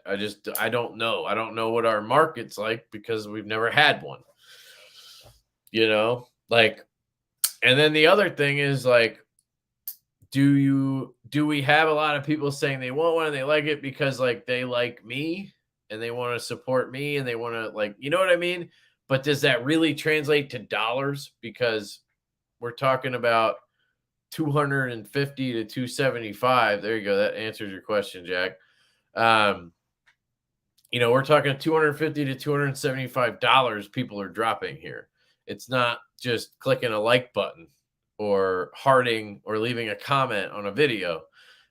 You're legit dropping your cash on it. So we're going to see. Like, that's the thing. It's hard to gauge because, like, I do have a following. I don't have like a huge following, but I have a following.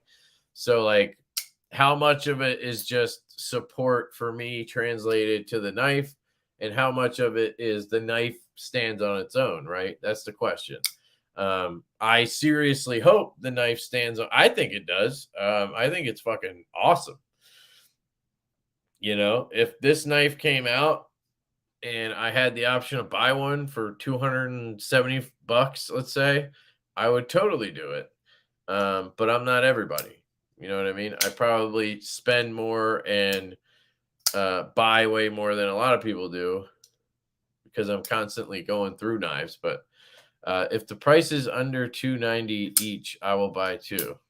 Sweet, dude. It will be. So what we're thinking is it's gonna be, like I said, like, I'm just gonna say 269, something like that, right? 269.99 for titanium bolster lock, carbon fiber or micarta, black wash or stone wash, with an extra set of hardware. It'll come in the cool leather. If you saw my unboxing, there's a cool leather pouch with Divo on it. It's kind of got like a gold zipper. It's kind of bougie looking. It'll come with all that. The first 100 pre-orders, we're going to do these Hanks. You're either going to get my face holding the knife, or you're going to get Colin's face. We have one with him as well. So there's 50 of each of those. First 100 pre-orders will get a Hank like that with it. So I think it's worth the money for sure. Just a question of if the market is there and if the design is there, you know what I mean? So we'll see. I just come for the giveaways. My wife just came in and went through my knife rolls to find a birthday gift for our middle son. Ouch, dude. Sorry. Did you check if there was an upper limit on pre-orders? What do you mean? Like, are we going to cap it? Yeah, we have to cap it. Like that, dude, that would be such an amazing problem to have. If we literally like sold out and we're like, well, we had to stop them from ordering. Like, dude, I don't think that's going to happen, but that would be sick. Yes, you have to cap it. So like I said, 400 is the minimum. We do have a dealer who is going to pick up, I think, 100 units. I can't tell you who, and it looks like they're gonna just get them and they'll sell them when they're actually like released. So yeah. So I guess the pre-order we'll probably let it go to like 400, you know what I mean? And then order 500 total if we need to or something. I don't know. I don't think there's going to be that many pre-orders though. Like if we get 200 pre-orders, I'll be super happy. Um, so we'll see what happens. On materials alone, it stands up. Yeah, I think for the price it does, we're trying to be very reasonable, especially on our first knife. Like, I just didn't want to come out with a brand and just like, like ask you guys to spend $300+ on a knife. Like, there's a lot of different variables to that. Some people will argue you should charge more because then you have to sell less to do the run. And if you do sell more, then you have more money for other projects. And I get that. But we're going to start with this and we'll see how it goes. I think retail will be higher though. So if you want one, I would suggest getting one on the pre-order, obviously for two reasons. One, you're helping fund it. If you guys don't all pre-order, we may not be able to do it. And two, you're going to save money. Like, let's say it's $269 on pre-order. Well, the price for retail, if there are some retail when they drop, they'll probably be around 300 at that point. So you could save like $30, you know what I mean? And get a cool hank or whatever. We're going to try to make it worth it to pre-order, because I fucking hate when you pre-order and you get your knife, you paid $280 and you get your knife, and the next day they drop 100 of the same knife and it's the same price and you get the same thing. Like, that's fucked up. Why did I let you have my money for 3 months or whatever it was, I normally buy knives that you don't shit on. So if you designed it and it says it's legit, I'm all over it. Awesome, Ken. Thank you. 275 with Sezzle. Sign me up. When? It's going to be early April. So you can go to our website and sign up for the newsletter. You can also go to our Instagram and follow us, Divo Knives. So we'll definitely make sure you know when the pre-order is. Of course, you can follow YouTube channels. If you follow my channel, you're going to know. And if you don't, then you weren't paying attention. And yes, we will have a Sezzle option.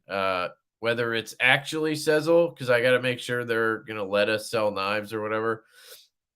A lot of people do, so I don't see why it would be a problem. But we're going to have a pay in 4 type option for sure. Pouches look dope. Yeah, I love the pouches. They came out. They just kind of go with the name, right? Divo, Diva kind of goes with that a little bit. But it also looks cool. If the Kunwu wins, will QSP still sell you the pouches? Yeah, we'd have to figure that out, but I'm sure Kunwu could source the pouches if we needed. But honestly, Josh, at this point, it's really looking like it's going to be QSP, at least for the first run. If Kunwu deliver, like, these are really good. So, like, I'm happy to just sell this. And if Kunwu kills it, maybe we do a second run later with them, or a different, version size, a different knife with them, like, to, make sure we throw them a bone because they did a good job. Like, we'll figure that out. You know what I mean? It's a good problem to have if that happens, basically. Did you say Kunwu is doing a hollow grind? So Kunwu is also doing the same thing QSP did. They recommended doing it as a flat grind, and they wanted to do half the prototypes in flat and half in hollow grind. I don't know what it is. Some of these OEMs just they don't want to do hollow grinds. They're trying to like convince us we should do a flat, which I just don't want to do. I want a hollow grind. So you making a Lefty version? Not right away. If it goes well, and obviously the company gets enough traction, then yes, we're going to try to do Lefty runs of stuff. But I asked QSP yesterday, and a Lefty run is a whole new order, a whole new minimum.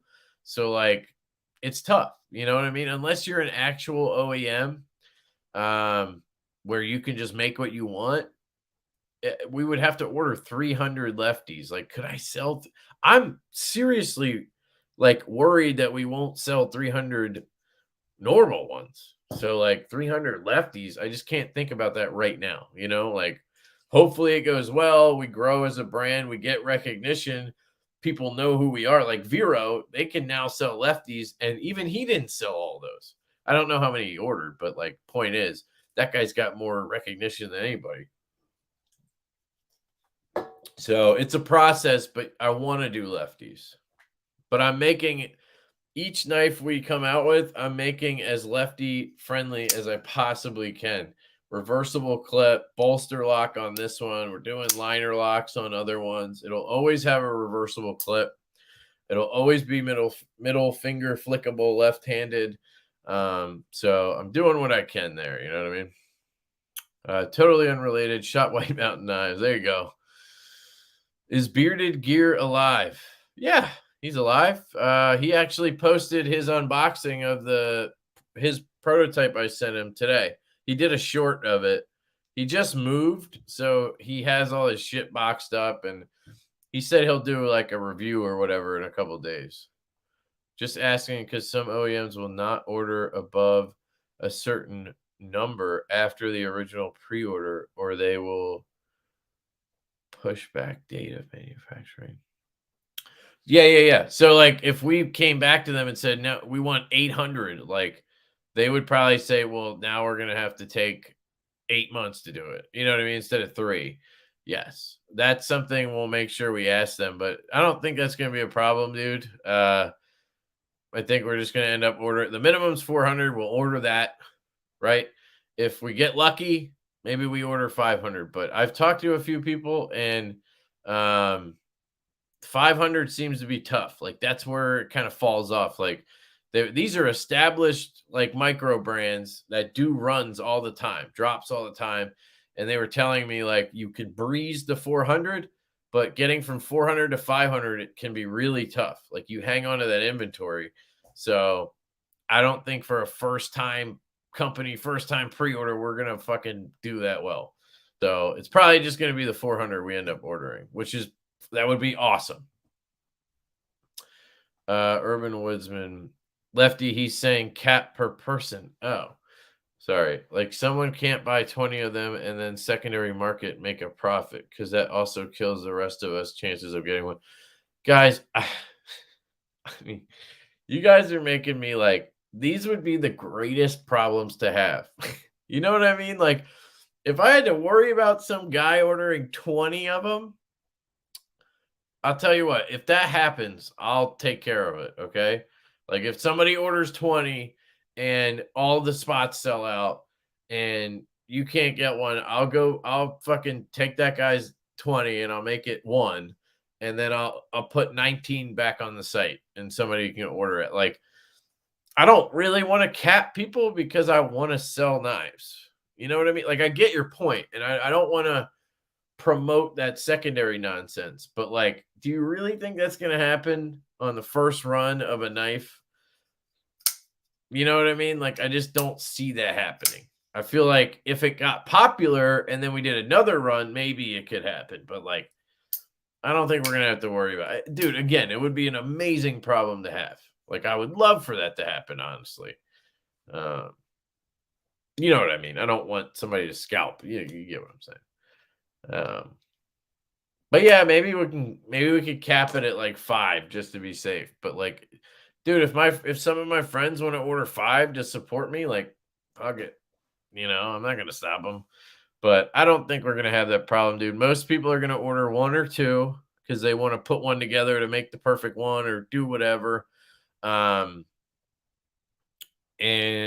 that's like I don't see that happening, but it'd be cool if it did, sort of. There are a lot of folks are trying to get into the game and relied on friends pulling them through, but did not come with the right thing. You have brought a very desirable knife. That's what I hope, Marcos. That's my point. Like, I'm hoping that's the case. But it's, I can't separate myself from that because I am the person, So I'm hoping. I do hope that. I hope it stands on its own. Is it Sezzle or is it Sezzle Lean? I don't know. Is that a joke? Sorry if I didn't get it.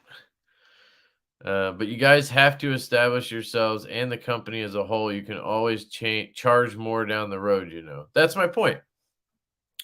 I don't want to overdo it right away. I don't want to, like, one, I don't want to push people away because of the price. And two, I kind of want to entice people with the price.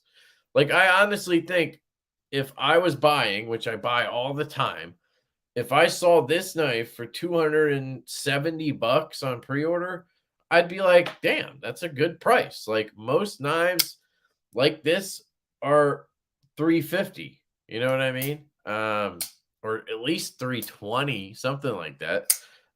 Especially if it's a micro type brand and whatever, right? Like, so if we have, like, if we realize that people have those prices for a reason, because overhead and all types of shit, and that's why you do need to charge more, then we'll do that later.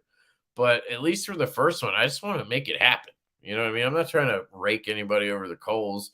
I'm just trying to make it happen, make a little bit of money so we can do more projects and have to do less pre-order. Like, that's the goal, right? My ultimate goal is to still do pre-orders, but do them differently. Like, I think pre-orders are good because you can gauge how many you need to order. Like, it's dumb. Like, what if your knife isn't good and you have the money, so you order 300 of them and then they don't sell? You're just stuck with knives, right? Like, so pre-orders are good because it gauges interest. That's why companies like Vero and Brian Brown, they still do pre-orders because it helps gauge interest. It helps gauge quantity. Like, we had 300 pre-orders, and then we can add on 200 to sell to dealers and shit. Like, it just helps you figure that out instead of ordering 800 and being like, fuck, I only sold 5. But I would like to do something kind of like EMP EDC did on the last Nimble drop. Like, he knew they were going to sell, so he ordered them, and then right when his full deposit was due before they shipped, he did a pre-order, and we only waited like a month and a half for the knives to come instead of like normal pre-orders that are like anywhere from 3 to 6 months. I'd like to ultimately do that kind of thing where it's a much shorter pre-order window, but we'll see. Or do pre-orders where you pay a deposit instead of the full amount and then collect the rest before. You know what I mean? Just to, like, a lot of times, like Sharp by Design, the reason he does that, he offers the deposit option, is because he's trying to gauge quantity. You know what I mean? So he does the pre-order, he gets 400 pre-orders, and then he knows, okay, 400 for that, 500 for the dealers, let's order 900. It just makes your life, it's business smart. You know what I mean? Hope that made sense. How is the left thumb flick? So the hole on both sides is accessible. It's on both sides. Your thumb kind of lands like right where this spot is. So your thumb lands right there, and you just flick it. I have no issue with the lefty thumb flick. Righty, it's the same thumb flick. And then the reverse flick, I'd say the reverse flick's the best, but that's because I designed it to be the best. I mean, the best option. I'm not saying it's the best reverse flick ever. It is pretty fucking good, though. Kyle compared it to the Field Duty earlier. I almost shit myself when he said that to me. Make the lefty one an exclusive limited edition with breasticles. Hey, what's up, Nebby Cloud? I haven't seen you in a while, dude. I hope you're doing well. It is a bolster lock, good enough for lefties. Yeah, dude. I wouldn't say good enough because ultimately I'd like to give you a lefty knife, but we got to start somewhere. You're doing it right with a bolster lock, lefty friendly. As a lefty, that's pretty much a great compromise. Dedicated left, he's just like you're saying, is way too much of a financial loss. Yeah. And the thing is, guys, the guys who are diehard lefty only knife guys, they're so fucking picky anyway. They're probably not even going to buy the knife because they're like, it's a sheep's foot or it's a warning. It's not a cut point. Like, you're already picky as fuck. You know what I mean? Like, the guys who, like me, who buy lefty knives like this, we're just like, oh, I love that design. Oh, it's left-handed. Sweet. You know what I mean? I don't know. But you're going to Blade Show. That should really help you put with any extra inventory issues. Yeah, but we won't have them. I doubt if we do the pre-order in early April and we put the order in mid-April, end of April, that doesn't give them enough time. May, June, early June is Blade Show.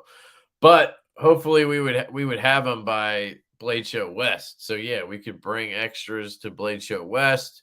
I'm sure I could sell some to dealers after that, or we just drop them after. I'm sure people who couldn't get a pre-order. Again, these are all problems I would love to have. Todd Carr is going to order 25. All right, guys, I need to wrap this up. It's 11:20. I'm sorry, I've been rambling on. I really appreciate all the questions, guys. It means a lot that you're interested this much to ask all these questions. Thank you. I've gotten to where I'd rather pay a little more and support a small company that's passionate about the project. Yeah, I agree. I do the same thing. Will your site allow for? So, Josh, I can't give you a definitive answer on that because we have to test it. But from what I understand, it does allow international shipping. We can just add whatever shipping method. So I don't think that's going to be a problem. You can just put in your address when you do the pre-order, whatever. If for some reason we can't, I will proxy for anybody I can. So I already proxy for you. So like you just order it with my address and we'll figure out the shipping afterwards, just like we do when you send me a knife randomly. You know what I mean? And I'll do that for anybody I can. It's going to take a lot of time probably, but I'm not going to exclude international people for that reason. The only thing I'm worried about is like once it ships, then we're technically responsible if we have all these issues. If it gets seized, like it could suck. But I just feel like it's the right thing to do to allow international orders. I know a lot of people don't because they're like, we're going to sell them anyway, but fuck, I want the sales because I'm not convinced we're going to sell them all. So anyway, yeah, dude, we'll figure it out. Like, no big deal. I got you. I know you're asking for everybody else, but I got you. And I got them. Are all of them drop shut? So all of the prototypes that I've handled, which is all of them, they drop shut. I mean, the only one that wasn't fully drop shut was Kyle's, I think. The one I sent Kyle, I put skiffs in it. He said now it's like a controlled drop shut, kind of like this. This one, I tightened the pivot down like so far last night and Loctited it because it was it was fucking my thumb up. It was chewing up my thumb. So I was like, I got to chill. So I tightened it down as much as I could and Loctited it, and it still fucking dropped shut. Collins, when I sent him his, I had cleaned it and Loctited it, and his wasn't drop shut, but he had it for like 2 hours, and he said it was a guillotine already. And now Kyle's is dropped. So yes, they're all drop shut. Can I say every single production one will be drop shut? I can't guarantee that. I've had nimbles that are fucking almost drop shut. Like none of the nimbles are really drop shut. It's a very light blade. But I've had some that are almost drop shut, and I've had ones that require some shake. I've had Riot knives that are the same way. Like it's just how knives are. Like this Raptor, the first one I had was not drop shut at all. This one, drop shut. It's just, but I did design this to be drop shut. Like the way it has minimal weight around the pivot, it has more weight out by the tip. It's designed to be tip heavy, so it will drop shut. That's design feature. Yeah. At least you guys didn't jump on the front flipper train like a lot of Yeah, so my thing with front flippers is, well, my thing is it's hard to nail a detent. Again, detent diva over here. I'm a detent whore. It's hard to nail a detent. It is so hard. Like I give these companies credit that they nail detents. It's not that easy. Like I will say some companies suck at it, and they're not trying. You know what I mean? Like, you could get it within a margin, but like nailing a detent like this is hard. And then forcing them to make it work with multiple deployments is fucking hard, man. It really is. And you're not going to make everybody happy. So my thinking is just have one deployment, right? And with the hole, you can thumb flick, you can reverse flick, and you can slow roll. Like, so you still get options, you're just not getting the front flipper thing, which I honestly don't love a front flipper unless it's a small knife. Like, I really like the nimble, the original size nimble, because it's smaller and my hand, large glove size hand, just kind of fits right there. But when you have a big knife with a front flipper, like let's say if even like this is the Tau. It's a larger knife, 3.5 inches. I have to like adjust my grip, climb up here to front flip. You know what I mean? I'll do it left-handed. I have to kind of climb up to front flip, where if it's smaller, I'm just right there. You know what I mean? So I don't even like a front flipper on a knife this size, really. It would have worked, but I just wanted them to worry about one detent. You know what I mean? And they nailed it. They did such a good job on these. I'm very impressed with the detent on these. They've all been centered. They've all had perfect detents. They've all been basically drop shut. They're really good. One thing I noticed today, my buddy at lunch had a Lynch replacement, wire clip replacement thing, like a 3D milled one, and it did not fit. So we designed it in CAD to fit. So I think QSP altered it a little bit or something. I don't know what happened, but I did email them today, and I'm assuming it wouldn't be hard for them to fix it. They just need to widen the space a little bit between the wires. But I tested it, and the wire clip replacement did not fit. I'll confirm, obviously, once I confirm with them that they will fit, but I'm fairly positive the production version will fit wire clip replacements, because I know a lot of people like that because they don't like wire clips. I love wire clips, but I meant for dealers to handle the prototypes. At least you guys didn't jump on the front flipper train like a lot of companies. Did I miss something? The bottom line is right now, life is expensive, and not everyone is 250 or more to drop down. I mean, look at how much gas is this week. Fuck me. Yeah, no, dude, if you don't have the money, I wouldn't want you to buy one. I guess. Yeah, of course not. But that's why you use Sezzle. It looks blocky. How's it in hand? So, they rounded the edges very well, and it's a flat scale, right? It's not contoured, which I know some people love contoured knives. I don't necessarily love them. It fits really good in hand, but I designed it. It's my knife. Like, yes, it is super comfortable. Like, very, very comfortable in hand. But you got to take me at my word on that. But yes, it is super comfortable. You can wait for, obviously, there's going to be reviews on it. But yeah, the flat scales don't cause any issues with the ergos. Would it be great if they were rounded over a little bit? Maybe. But I think it would make it harder to get aftermarket scales. I think it would definitely make it more expensive. And honestly, it doesn't need it. It's fucking very comfortable. Like, when you're locked into this grip, like, it's really good. It's thick enough that it kind of makes up for that. And they rounded the edges very well. So, okay, we went over that. Okay, I think I'm not going to answer every question. I always try. I'm sorry.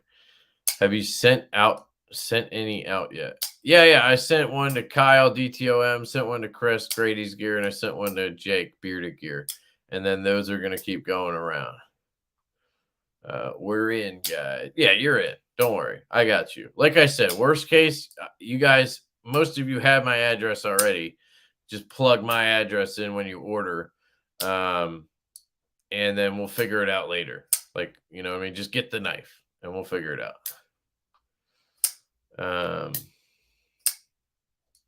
Have you sent one out to Jared Neve? Yeah. I mean, it's not on the way yet, but it will be. He's getting one next. If I get one, I'll be getting the 2 separate shipments from Kevin or driving down to get it myself. 20 CV, I think. Yep, it's 20 CV. Yo, what up, Justin? OCD for EDC in the house. What's up, dude? Justin was the one who printed the original 3D prototype of this guy. He's actually shout out to OCD for EDC, guys. He's the one who recommended we bring the size down a little bit. We had it at 3.5 inches and 8 inches overall. But after he handled it, which he has big hands, and he thought it was really comfortable in that size. But he said for, the most impact, you should bring it down a little bit. And that was what gave me the idea to shrink it to 3.25, 3.3. And then we started messing around with that, and we realized that was perfect. So shout out to Justin on that one, because I think that was perfect. I think it being 3.5, I think honestly for me it would have been too big, because you can see when I'm choked up, I already have plenty hanging out.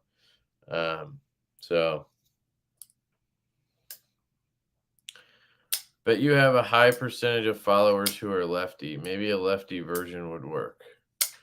Yeah, but a high percentage is not 300 people with $300. You know what I mean? That's a lot of investment. That's a lot of people. There's a big difference between having followers and followers who spend money. You know what I mean? We're going to find that out. Hoping there's enough of them. But I'm not even thinking about a full lefty at this point. You know what I mean? I can confirm this knife design is good at hand. Thank you, dude. I appreciate that. Yeah, this is actually even a little bit thicker than the prototype. The 3D one you sent me was around 0.47 or 0.48. This is at 0.512, which I thought was going to be too thick, but actually it's perfect. It fills your hand a lot more. So I actually think that was a good move by QSP to thicken it up just a touch. They also did that to make sure it's stable and everything, but dude, things are really comfortable in hand. I will buy one, Kev. Awesome, Ian. Thank you. What are you doing awake? Yeah, I do need to get to bed. He's probably not talking to me, but that choke up spot makes all the difference in the world for people with big hands. You guys see my neck? What the fuck is going on? Yeah, that's what Kyle was saying, having that. And we made sure the choil was big. It's not just you can kind of get a finger in there. You know what I mean? One of my favorite knives in the world is the F5. But that choil is that choil is just telling you to fuck off, basically. For me, it works because I kind of choke back, and I don't use my knives that hard. So I don't get to the point where I'm going to cut myself on the edge. But we made sure you had if you have sausagey fingers, they'll still fit in here. You know what I mean? Nice. I'm glad you like the idea. I love the 3.5 version. I just thought a 3.3 inch blade would be best for the masses. And I think you were correct, sir. Because even that's such a small difference, honestly, guys. 3.3 and 3.5. Think about it. This is 7.65 overall. And a 3.5 inch blade would be about 8 overall. It's just a little bit more. But there's so many people who just are 3.5. Nope. I'm not even considering the knife, no matter how good it is, because it says 3.5. That's just above my limit. You know what I mean? But 3.25, that's okay. So you're definitely right about that. Plus, it works for both big and small hands. So I have to say it. Shit, don't buy one, buy two. Nice, dude. Thank you. Looking forward to this, Kev. Congrats. Thanks, Brian. I appreciate that, dude. Very much. Sharp thoughts. Been watching everyone's live streams for a long time, but never really talked in the chats until recently. Cool, man. Welcome to the chats. They're fun, man, but it's a gateway. You're gonna have a channel in like 3 months. Welcome to Knife YouTube. Let me congratulate you. 3.5 is winter knives. 3.25 is summertime knife. There you go. All right, I have to wrap this up, guys. I said that like 5 times. Thank you again, everybody, for coming in. Thank you for your feedback. Thank you for all the support. I really appreciate that. We're going to be back on Saturday on the Edge, hopefully, with Kyle and Chris from Grady's Gear. And hopefully they'll have their prototypes to show off. Hopefully you guys don't get sick of the design yet. We're hoping to get the pre-order up in early April so that, we can get her done and hopefully get this bitch ordered. And, so thank you guys so much for all the comments. I think I might try doing the solo live streams a little more often. I usually try to have a guest because I just like that kind of interaction, but it was really nice to just read comments and chat tonight. So I think I'm going to do that more. But I love you guys. I really hope you guys all have a great night. I don't have a cool quote to read, so just gonna end it. Thank you guys. I love you, and peace out. Have a good weekend. I'll see you on Saturday.